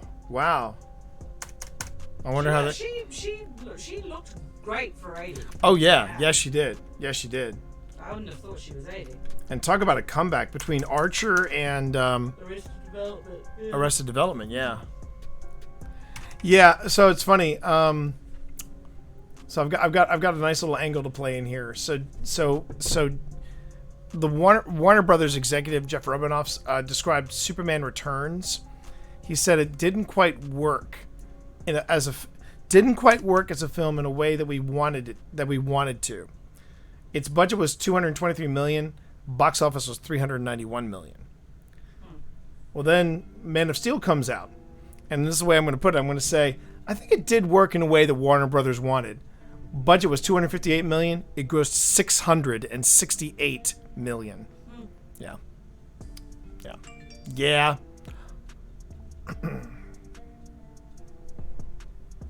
Okay. I'm gonna go upstairs and start working on Dinner.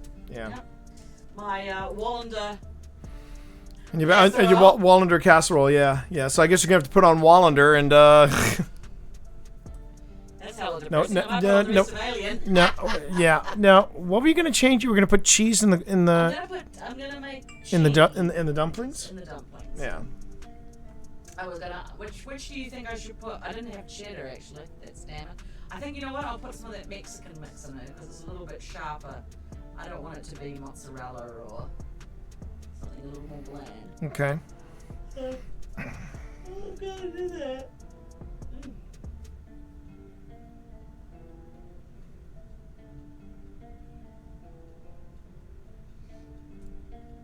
Oh, that's right. I was gonna go and check your YouTube channel out while I was on my phone. It should be good. Gonna do a little quality check there, Yeah. Morris. Should be good. Okay. Go in there. Looks good. Looks really good actually. Yeah, the header works great. I like it. Oh, I like the. That's so adorable. That little I love the little almost Benedict sitting on your shoulder. Oh yeah. Oh, speaking of which, she's back. He's back. He's sitting Mike, up for more attention. yeah. Mike is visiting family. My dad just told me I should pack up and stay with him for a few days. I think Mike told him I shouldn't be alone because of how I'm feeling. I can't even be mad because it feels accurate, but still not excited to feel like this around family. So here's a question, Panic. Do you feel okay about being by yourself for a few days? Or do you feel like something bad could go down? Do you feel like something bad could happen? Because I mean that's a legit question. It's an absolutely totally legit question. And if you feel like you might hurt yourself, then I would say yeah, go stay with family. Now if you don't want to stay with family, then you know, you can always just say, well, I'm gonna take some time for myself. And you know, if you feel like that the walls would close in or something like that, then yeah, maybe you shouldn't. But I think it comes down Panic, to where you feel safest. You know what I mean?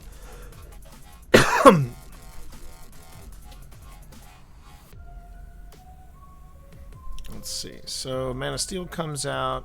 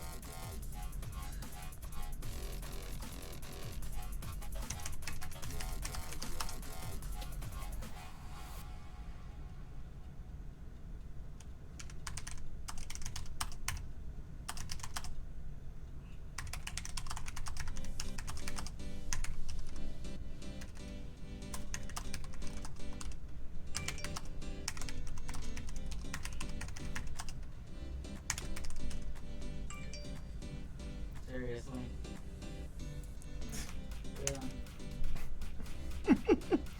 I like to sniff hair. He does. Benedict likes to sniff hair. We've all got our kink, right? This definitely is. ¿Tú conoces? I understand this. ¿Tú conoces el juego? Do I know the game? Llamado Free Fire. Llamado Free Fire. ¿Tú conoces el juego? I knew that. I understood that. Yo comprendo. ¿Tú conoces el juego? I'm proud of myself. Do you know the game? Do I know the game? Let me just see if there's a translation for that. Do I know? Oh, llamado is called. So, tú conoces el, like if I were to say, tú conoces if I were to say, tú conoces el juego llamado Fantasma de Ghost of Tsushima, like llamo. So, do I know the game called Free Fire? Free Fire. Well, let me look it up.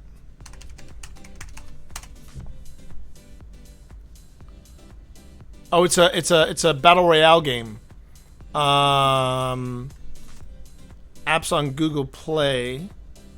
Free Fire. Oh, it's called Free Fire. Yeah. The answer would be no.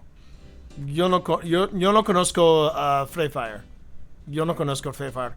Yo no no me gustó el juego de Battle Royale. Oh wow, ¿cómo se I say? ¿Cómo se dice not my speed?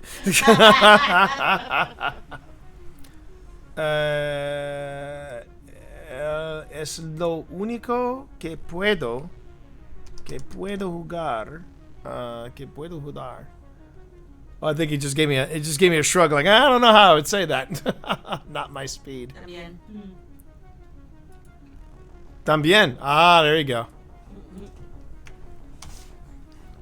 It's the only thing I can play. Oh, it's the only thing. Ahorita is probably right now, like ahora.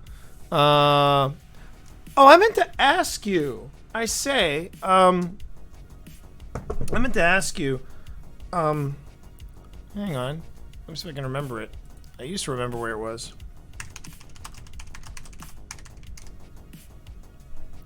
Hang on. Yes. I say, ¿de dónde eres? Yo conozco, tú hablas español. Yo no conozco de dónde eres. So I say, ¿de dónde eres? Mexico. Ah, okay. Sí. Okay. I gotta say, chat, I am so jazzed right now that I'm actually conversing with someone in Spanish. I'm struggling, and I am using Google Translate, but you know, this is how you pick up a new language, and it's worth it. It is so worth it. It is so worth it. Okay, I need to focus on this though. I gotta focus on this because I'm in the last hour that I gave myself. I was gonna work on this. By this time, Marvel Studios is already on Iron Man 3, and riding the wave of success on the first Avengers film. Not to be outdone, Zack Snyder and the DC Films crew unveiled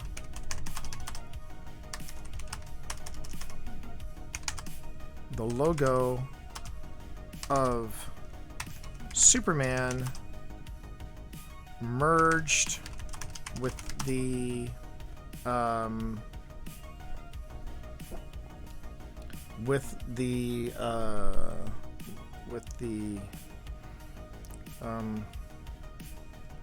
crest of Superman.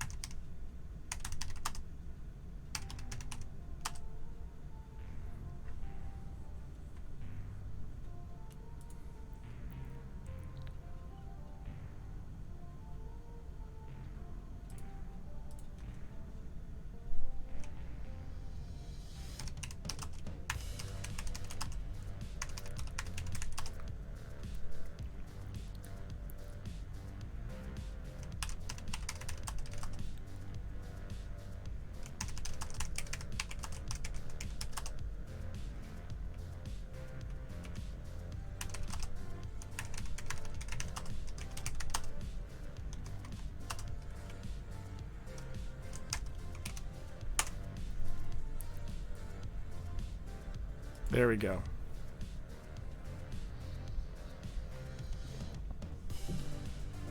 He insisted he couldn't say anymore, but he poured at the point he called Henry Lennox.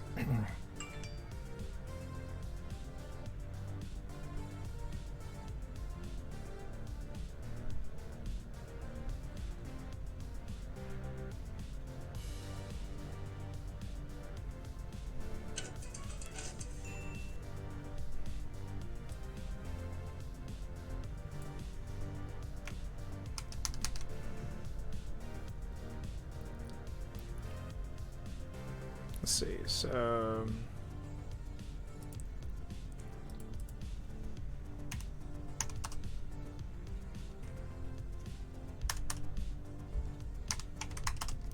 as actor Harry Lennox.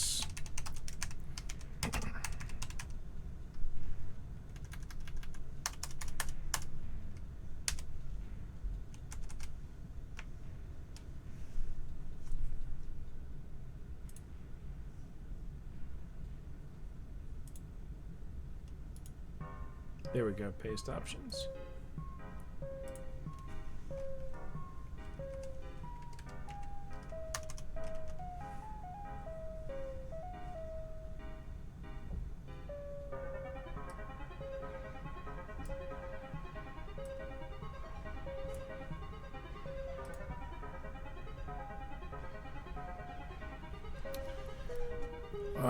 Man of Steel director walked down stage. Yeah. Not to be outdone. Let's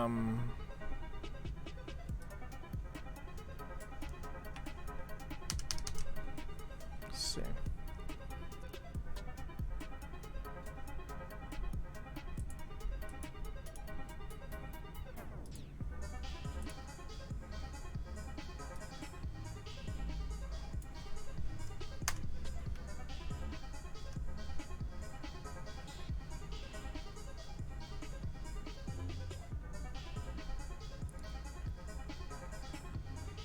Not to be outdone, Warner Brothers. Let's see.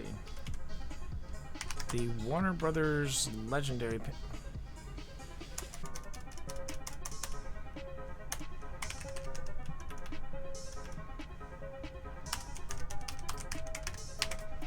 At San Diego Comic-Con.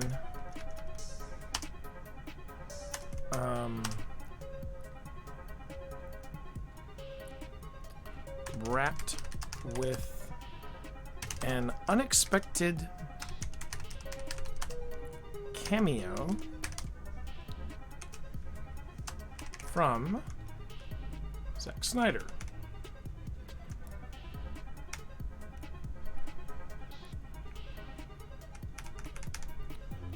Who told everyone, he told the capacity crowd, it's official, we're making another Superman movie.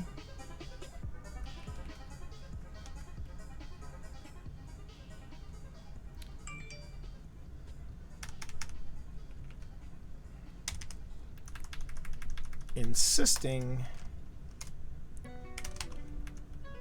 he couldn't say anything about the film.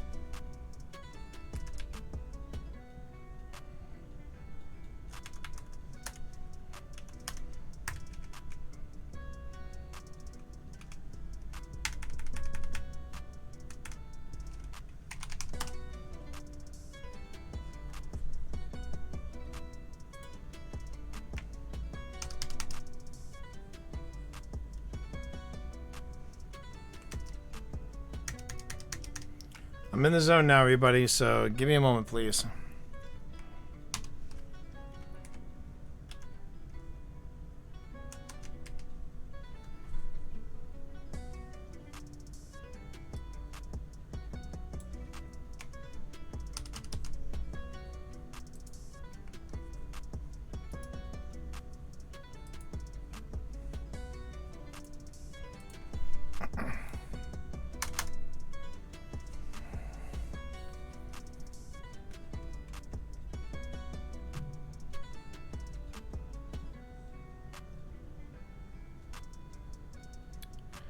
Let's see.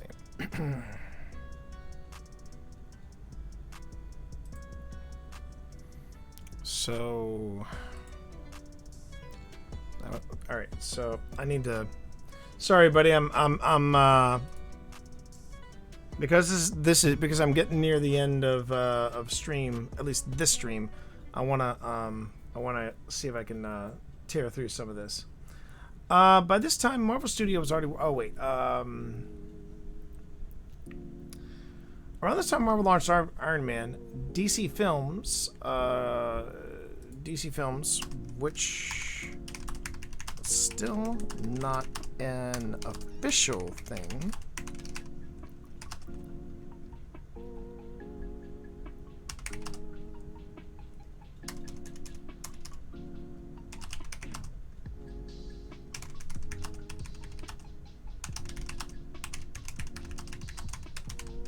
Yeah. Released The Dark Knight, which, similar to Iron Man, raises the bar for expectations of a comic movie. This would be Christian Bale's second run in the Batsuit and the final film of Heath Ledger's incredible career. Tragic as the death is, Ledger's performance as the Joker is nothing short of iconic. DC Films at this point, however, only had Christopher Nolan's Dark Knight trilogy, with no plans for anything resembling the MCU. It was in 2008 when the idea of a Superman reboot was proposed, as Superman's returns, in the words of Warner Brothers executive Jeff Robinoff, didn't quite work as a film in a way that we wanted it to. By 2010, Marvel Studios was on their third hit, Iron Man 2, and DC Films finally settled on Zack Snyder, the director of 300 and Watchmen, to direct their Superman reboot entitled Man of Steel, featuring British actor Henry Cavill in the role of the last son of Krypton. The film released in 2013 and was probably the film that did work in a way Warner Brothers wanted. By this time, Marvel Studios was already on Iron Man 3 and riding the wave of success from their first Avengers film. Not to be outdone, the Warner Brothers panel. Let me just see this. The Warner Brothers panel at San Diego Comic-Con wrapped with an unexpected cameo, because that happens a lot.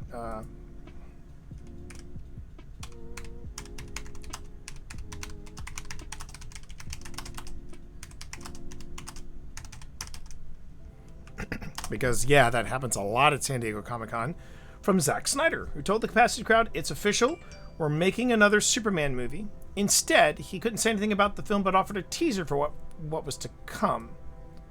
And let me see. Harry Lennox. Let me just get a photograph of this guy. Yeah.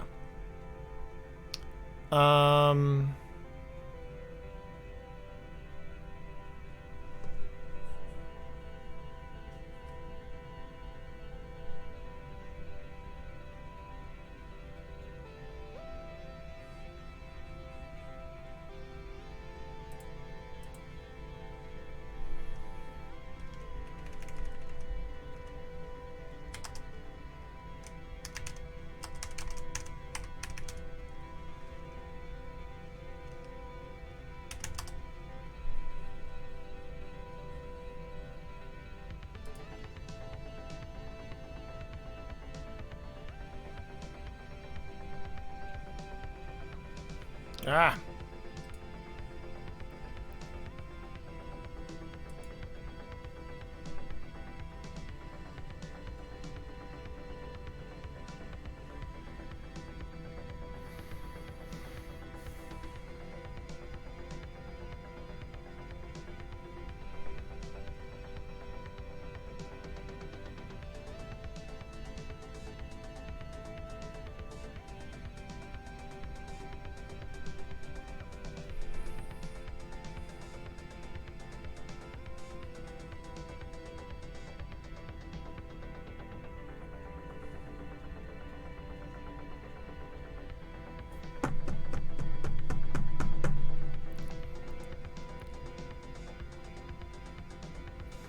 All right.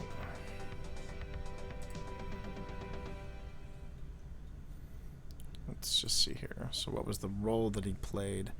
General Swanwick. General Swanwick. Then Man of Steel's General Swanwick. Actor Henry Lennox. Red. I want you to remember, Clark, in all the years to come and all your private moments, I want you to remember my hand at your throat. I want you to remember the one man who beat you.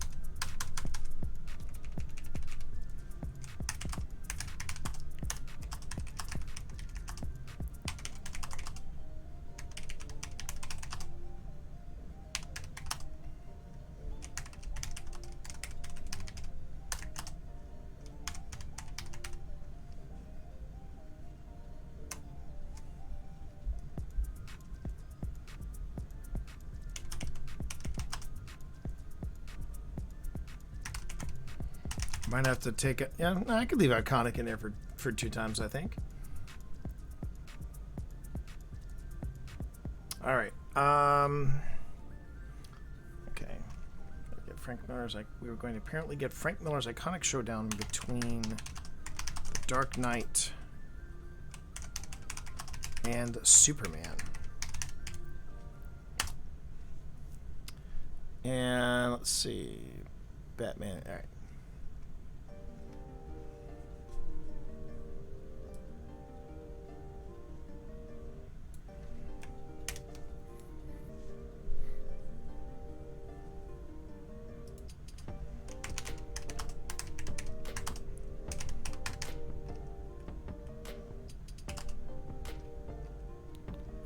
Three years later.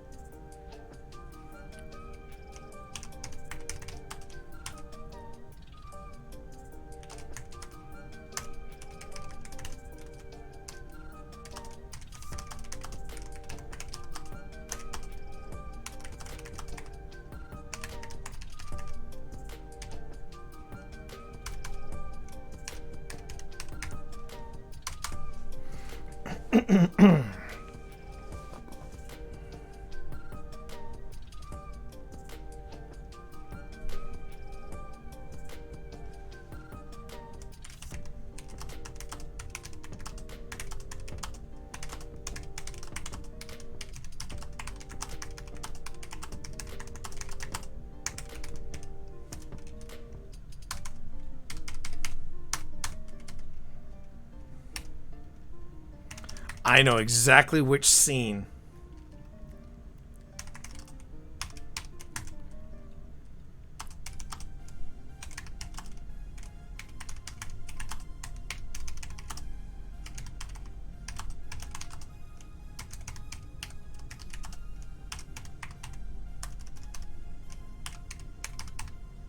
That is one of the... Sorry. So... Yeah, that was, in my opinion, that was one of the dumbest scenes ever. Lex Luthor introducing Bruce Wayne and Clark Kent together. Oh, what a lovely thing. Let's have a party. Oh, God, I hated his Lex Luthor. It was a shitty Lex Luthor. Yes, before anybody says it in chat, yes, I know. His Lex Luthor, Jesse Eisenberg's Lex Luthor is from this other Earth, but guess what? Unless you are a hardcore DC Comics nerd, you're not going to know that. It's basically Jesse Eisenberg being Jesse Eisenberg, and one, Jesse Eisenberg is a better actor than that. Two, it's just a shitty rendition of Lex Luthor. I hated it. God, I hated that movie. Sorry, chat. Did I get that? Did I get anything on anybody? Sorry about that.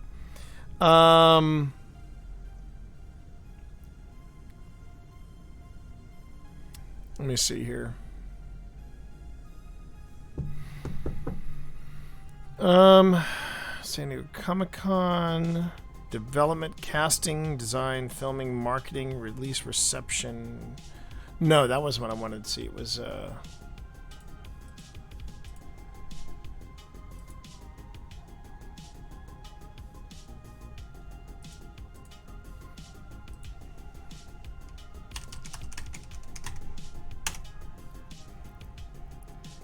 yeah, I know, right?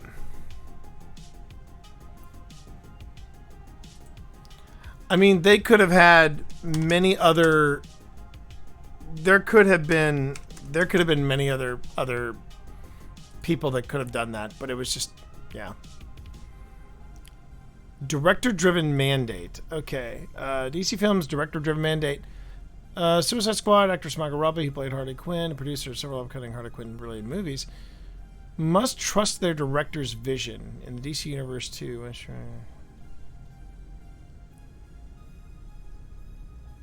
Ah.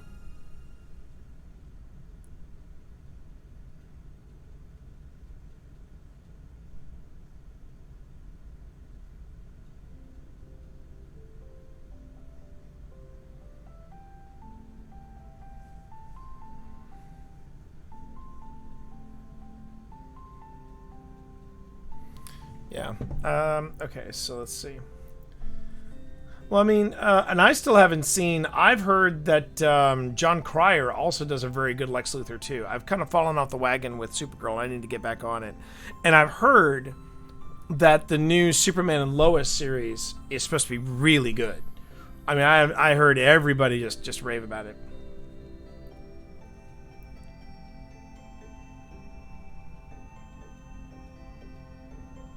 Yeah.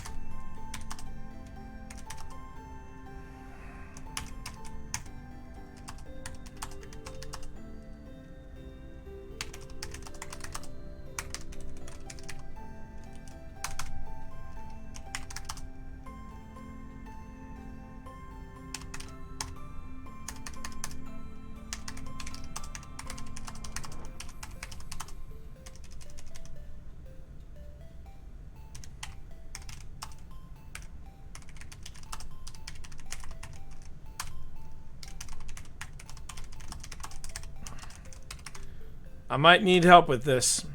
Actually, I could probably go ahead and find it in here. Okay. Plot. Yeah. Okay, so we see the childhood of Bruce Wayne. We get Daily Planet. Wayne learns that Russian has been contracting LexCorp. Introduction of Lex Luthor.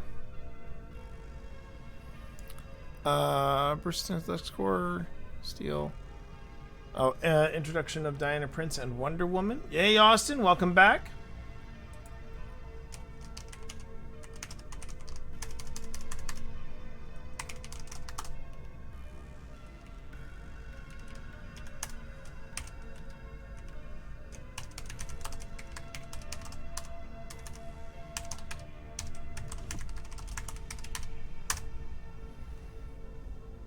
Oh, prosperity. That's a good weapon. That's a very good weapon.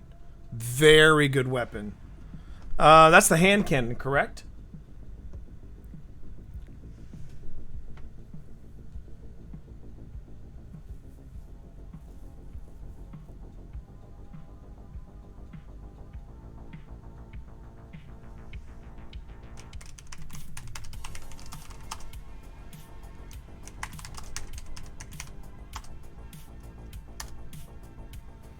Nicely done. Yeah. Hey, Southpaw, good to see you. Hope you're having a good night. Because, yeah, we're coming in on a good night. Yep, yep. Let's see.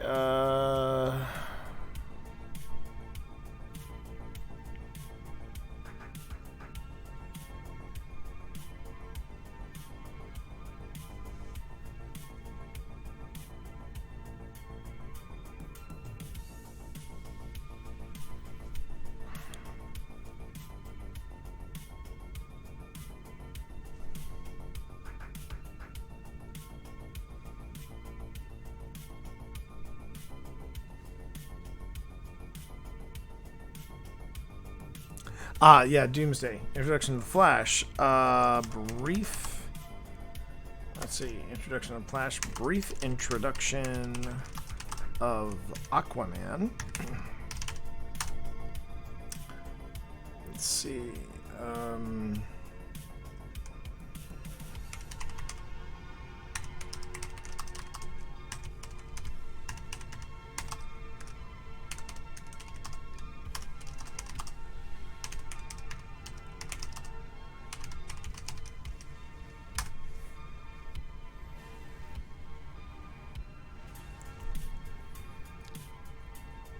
Yeah, Diana Ross, the meta powers on display.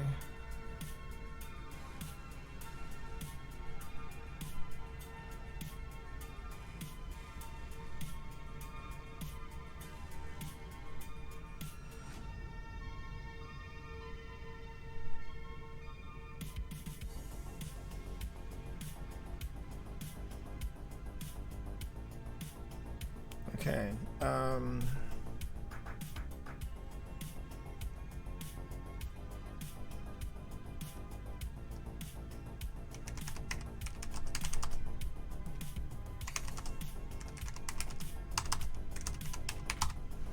Okay.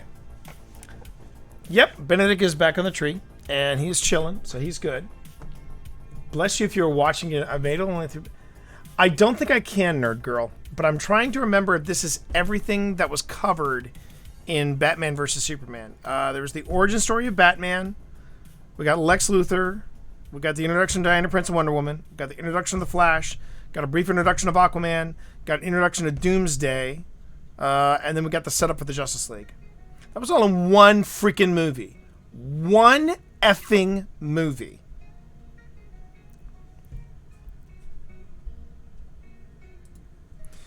Now, I will say this, Nerd Girl. I will say this, Nerd Girl, about the Snyder Cut of Justice League. Oh, okay. I was going to say, I honestly think, Nerd Girl, that you don't have to see the whole thing in one shot. And as I said before, I do think, and I got to make sure I mention, I got to mention that in here. Hang on a minute. Marvel does in 1 hour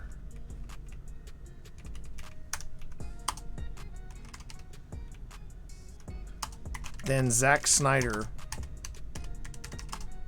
can do in, or than, I'm not going to put this on DC. I'm not going to put this on than DC Films can do in 4.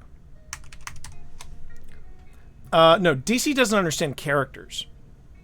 DC does not understand characters. DC, and this is the point I'm going to make. DC film, see what makes Marvel so good, and this is what you realize. DC films, they make superhero movies. Marvel Studios makes movies about people who happen to have superpowers.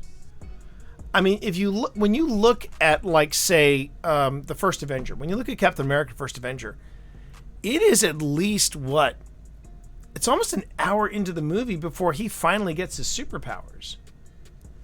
But see, but this is where I think you kind of do yourself a disservice. When Zack Snyder gets it right, in his cut of the Justice League, good Lord, I mean, he nails it. He gets it right on. It's when he gets it wrong you really notice it too. Like, the epilogue is a mess. The epilogue is just a sloppy mess. And this whole doomsday, end of the world with Superman, blah blah blah blah blah. I mean, it's just forget it. It's stupid. That's my first big problem. But the other thing is, the thing that I really liked about, and thank you, by the way, Nerd Girl, for watching my. If you don't know what Nerd Girl is talking about, give me a second here, and I'll pull it up for you. This is my. I did a quick take. I did a quick take on specifically on Ray Fisher and Ezra Miller, who, in my opinion, are the MVPs of the league. They are the league MVPs. And And the thing that I will say about Justice League is, or the Zack Snyder's Justice League, is that Cyborg and Flash got restored. They got restored back to what was originally intended for those characters. There's an absolutely delightful, charming scene in Central City with the Flash, and I really love it. I love it. I mean, yeah, there are some other scenes that are just like, really, why do we have this? Like the whole thing with Aquaman and the women singing to him. That was a little much. It was a little much. I would say either have that scene or have the scene where Aquaman rescues the fisherman and then does the slow motion walk into the waves. Have one or the other, don't have both. The climax involving the Flash was astounding. I thought that was there's a big finale scene that involves the Flash, and that's all I'm going to tell you, and it's great. But it was very bloated. There was some stuff that I'd be like, yeah, cut that, just jump to this, do this. But he didn't. And there's just some stuff that I'm just like, I could see why that got cut. I did like more Batfleck. I think I did. I just the movie was, I will say this about the Snyder Cut. It was a lot lighter than I expected it to be. It wasn't as grimdark as I thought it would be. But there was just some stuff that I'm like, that could have been refined. That could have been trimmed down a bit. But yeah, I do think Marvel does more in 1 hour than DC films can do in 4.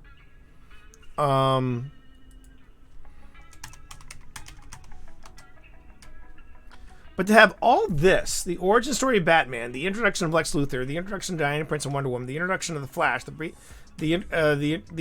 brief introduction of Aquaman, the introduction of Doomsday, and a setup for the Justice League all in one film is kind of ridiculous. And there's just there's just a lot more that I think I do think that is a great way to describe the it's a great way to describe the Snyder Cut of Justice League. There are at least 3 or 4 different films in there. And I think if they had done Justice League Part 1 and Justice League Part 2, I think that would have worked. But I also think the problem was, and this is something I'm going to be pointing out, and I don't think this can all be laid. A lot of people want to lay this all at the feet of Zack Snyder, and I'm like, that is not fair. That is not fair. Zack Snyder was not fully to blame for what happened with the Justice League film of 2017. That was a combination of Zack Snyder, a combination of Warner Brothers, a combination of Joss Whedon. The fact that Joss Whedon turned Ezra Miller into Woody Allen in a suit, with superpowers, I was just like, you're kidding me, right? I mean, I was just kind of waiting for Ezra Miller to go, excuse me. Wow. I was kind of waiting for Ezra Miller to go, okay, so here's the thing. I don't like bugs. I don't like tense situations. I really don't like guns. And I don't like tall people in super suits. I prefer to just, run and push people out of the way and then run away. It's how I work. I'm the Flash. I'm just like... So yeah, but I do think, and I will argue this, I do think the Snyder Cut is head and shoulders above the 2017 Justice League. I do, but and where I really fault it. Hang on a minute, I'll find the article because I'm going to be citing the article, so why not? Let's see.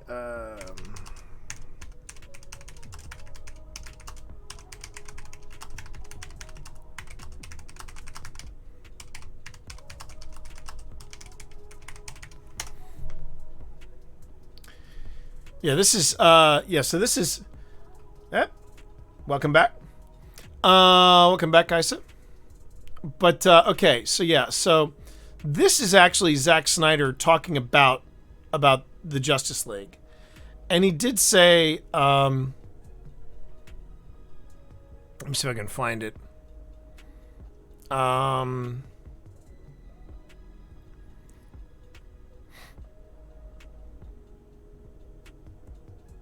Wow. After their private screening of the Whedon cut, Christopher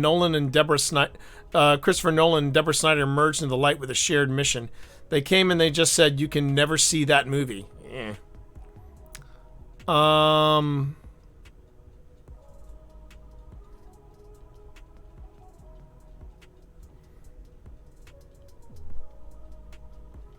trying to find where he says it. Hang on a minute. Let me go back to the top of the article. Let me find out.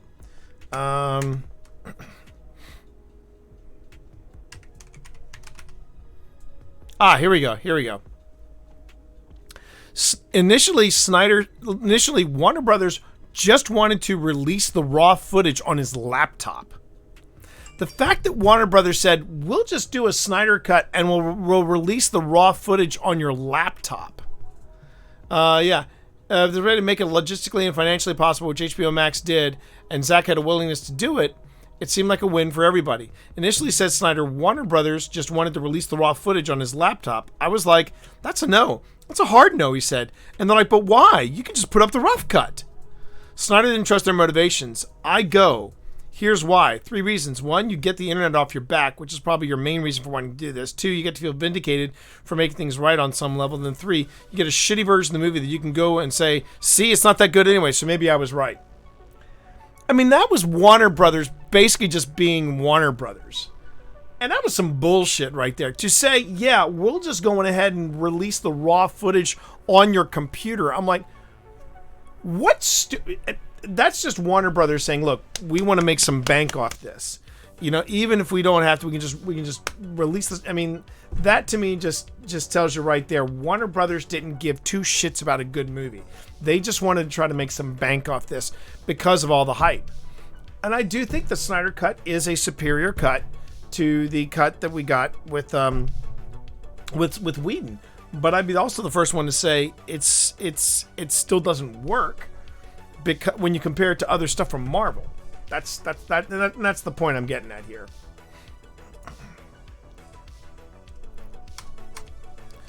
Let me just put this in here.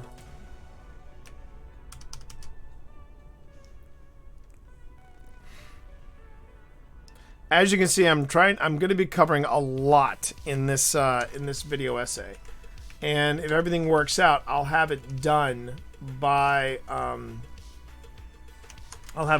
next Tuesday. And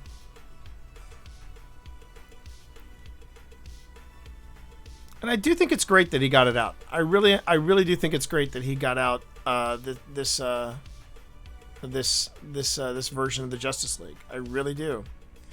But I also think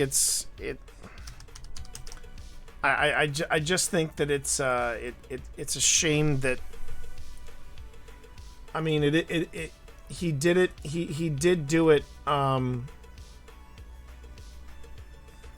He did do it. Or he basically lost control of the film because of the death of his daughter. But had they released this as like a part 1 and a part 2, I think it would have worked. But I really do think, that I do think that had Warner Brothers been, if Warner Brothers had pulled their heads out of their butts and just realized, "Look, we can't do this. We can't do what we thought we could do." What was the running time on this? Running time is 152 minutes. So it's basically just over 2.5 hours.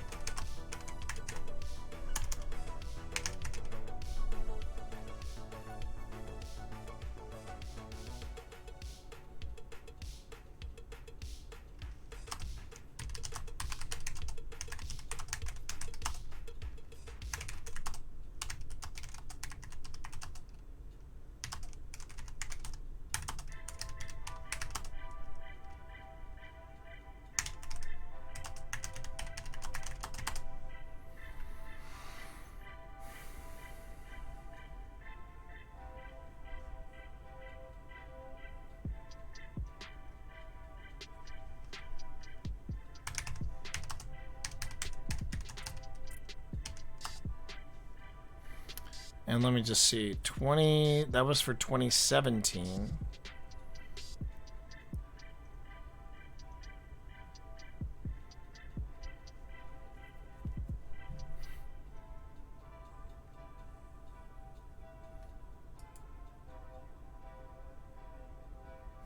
I mean, that's the thing. It had a budget of 300 million, and it cleared nearly 700. But they wanted the numbers. They wanted the Marvel numbers. They wanted the Marvel numbers, and they didn't get it. Marvel makes a movie like that. It makes nearly $1 billion. So there you have it. All right. So by 2017, yeah.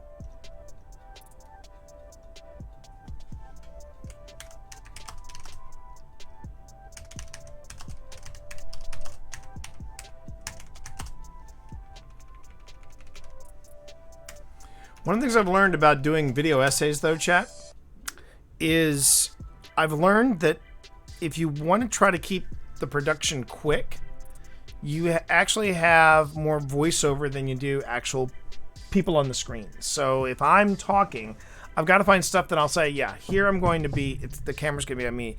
When I'm talking, like, for example, that bullet list you see there, the origin of the Batman, the introduction of Lex Luthor, Brian Prince, etc., etc.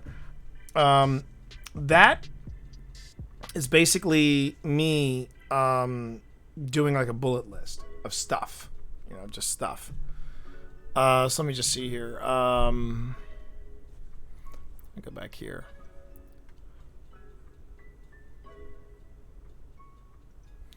So Iron Man. Let's see. 1, 2, 3, 4, 5. Yeah.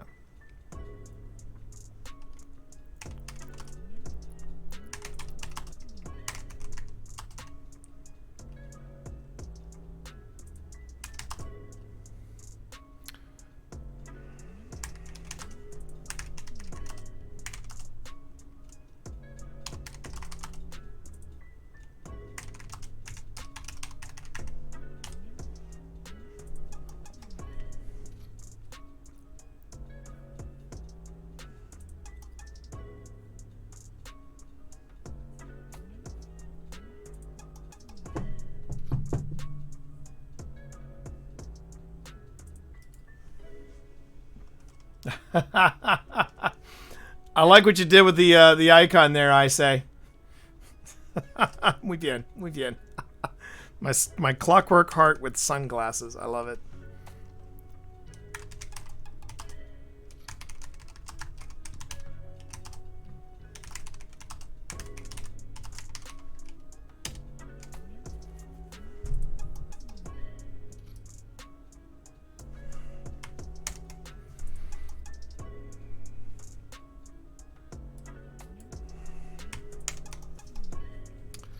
All right, so we've got Man of Steel, Actor Hammond Linux.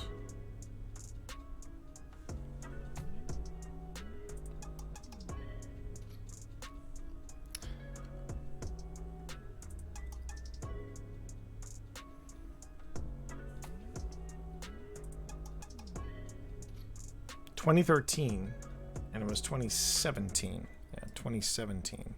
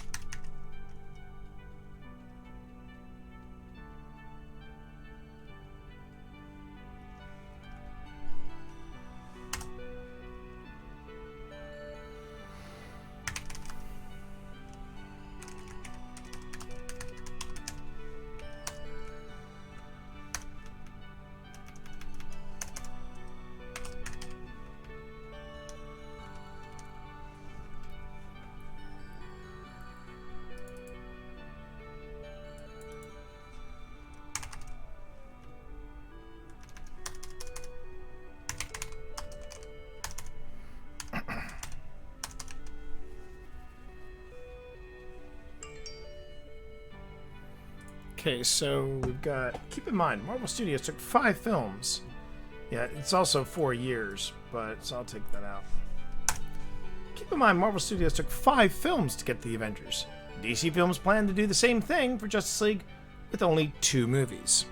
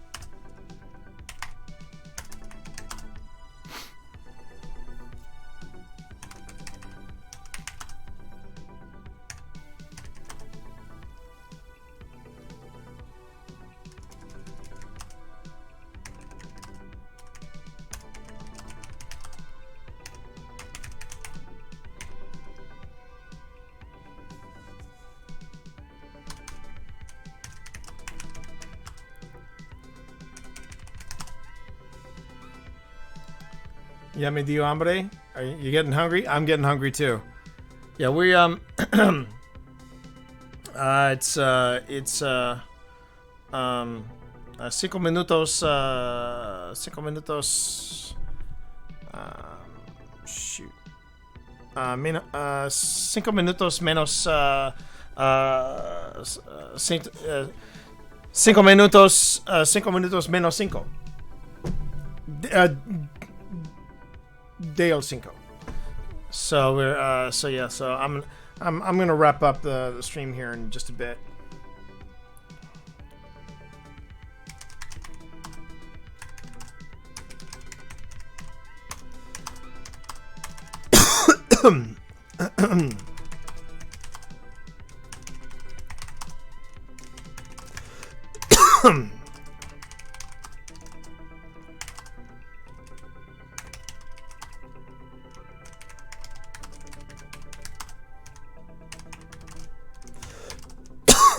Excuse me.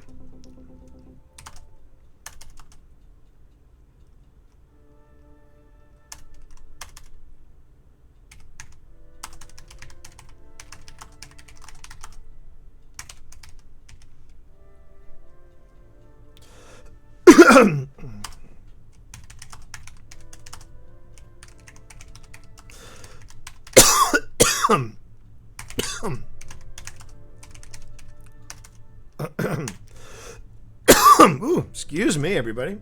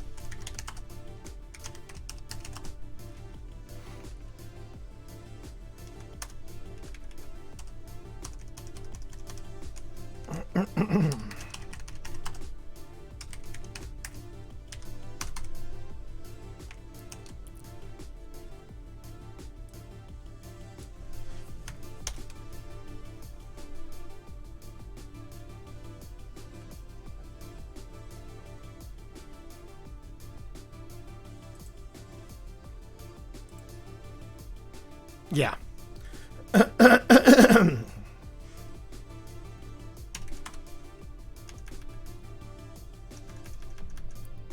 See, that's the difference, chat. That's the difference.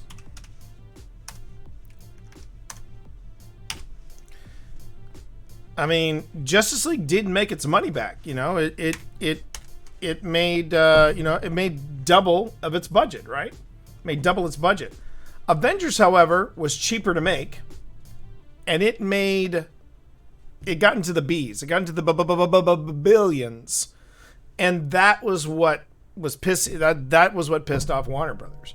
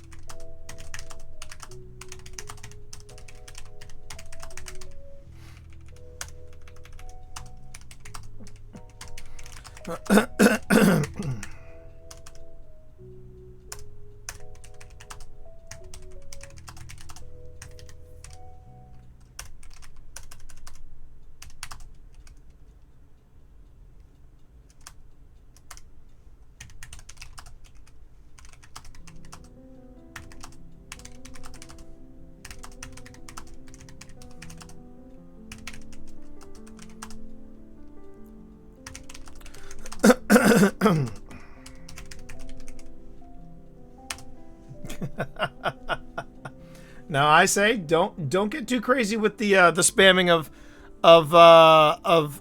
emotes.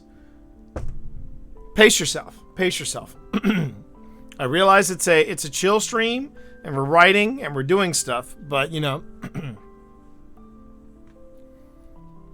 but we do have we there you go. You can also do that if you want. All right. Let me just go back here.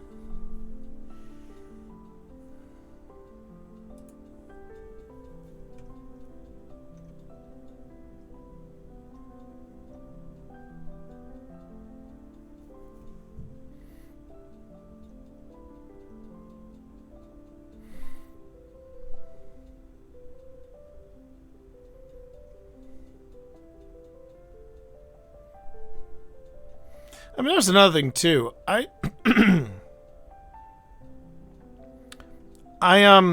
felt like Justice League, Snyder's cut of the Justice League. I really do feel like I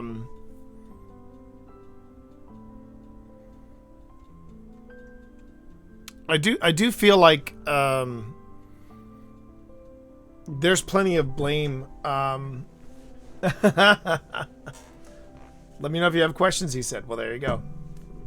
I really don't think I don't think it can all be laid at Snyder's feet for what happened. I really don't think I don't think that for a second. I think it was Warner Brothers basically saying, how do we get the sweet comic book money. And I really do think that they are.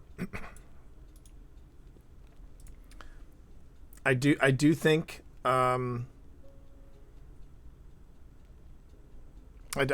do think that they really should have said, how can we do this, and just pace themselves, but they didn't. They just chose not to. They chose not to.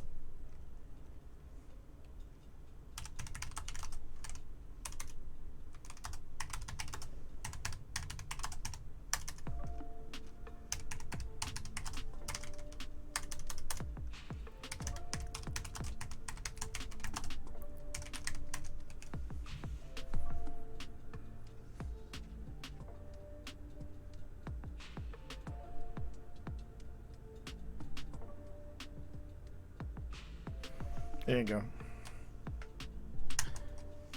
All right. Well, I think that is going to be my. I think that's going to be my stopping point here. Like, I think that's a good stopping point. That's a solid stopping point.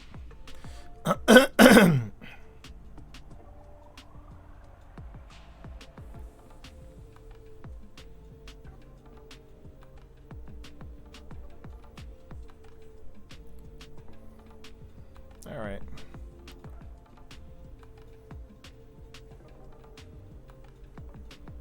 I think I'm also going to do this. Hold on a minute.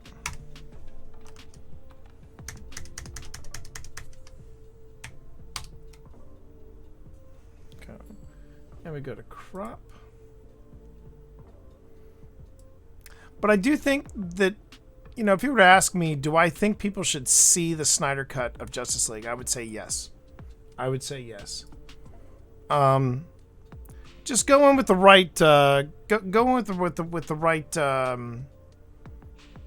With the right mindset, which would be like, this is not going to be a Marvel film. This is not going to be a Marvel movie. This is not going to be a Marvel movie. You do that. You go in with pretty, realistic expectations. I think you'll be good. I think you'll be good.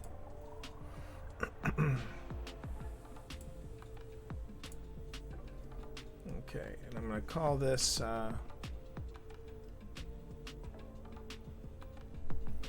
Okay, well, hang in there. Hang in there, Mika. Hang in there. Vanity Fair Snyder interview. Okay. So I really have to finish this article by tomorrow. I really do. But I'm off to a good. I think I've found my groove again. All right, everybody. Let's. I'll be back tonight. Hora siete. Yes. 7 o'clock. I'll be back tonight. So until then, let's see who we can send people off to. Are they getting ready to start?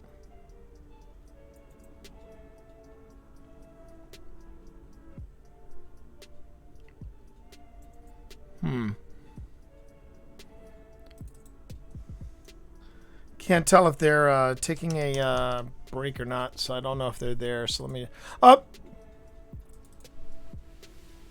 Dan the Man is on, so we're sending the love to Dan. Let's send the love to Dan, shall we? Let's do this. Let's go ahead and do the night raid. And make sure to spam that message into his chat as we go and we raid Dan, the Man. Guy in charge of my clan. Good guy. Great guy. Love him dearly. Hope you'll join me tonight with Steve, the Blind Gamer Sailor. Tonight, 7 p.m. It'll be Blind Leads the Blind. And then it will be at 10:30. The segue into Phasmophobia, where you get to see me basically pee in my pants. It'll be fun. It'll be fun, I promise. All urination aside. Thank you, everybody, for the tips, bits, subs, hosts, and auto-hosts. Thank you very much for hanging with me tonight. I really do appreciate it. As soon as I get started on this thing, I'll let you all know how I'm doing with it. And then Tuesday, I might have a brand new deep dive for you all, where I get to nerd out a little bit about Marvel, about DC, and about the films and all the different stuff that they do. Until then, you all have a great have a great break, and I'll see you all hopefully 7 o'clock. Until then, take care of yourselves. Peace.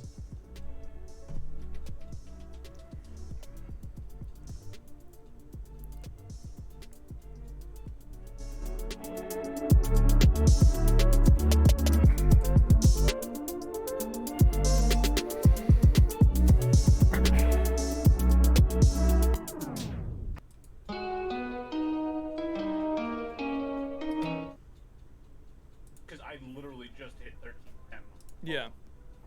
Oh, they said that they fixed the eyes drop, right? Yes, they did, Radaka. The T-Monster coming in with a rate of 10. Hello, sir. How are you? Welcome in. Hi, my name is Infinity. We do PvE things here. How are you? It's a tea party. I was listening to a podcast yesterday at 1.5 times speed. It was the Dana Gould Hour, and I remember, like, the way that he speaks at 1.5 speed reminds me exactly of you. That is a compliment. Take that as you will. But I love you, man. And you're listening to Harris Heller? Yeah, man, I don't want to get DMCA'd. Fuck, dude. Who the fuck wants to get DMCA'd anymore? Not this guy. Can't afford it. Can't afford it!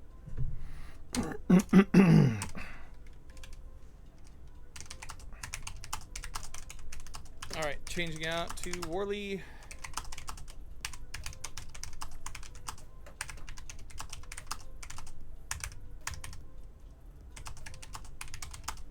And Brutal, whenever you're ready, dude. I'm going to...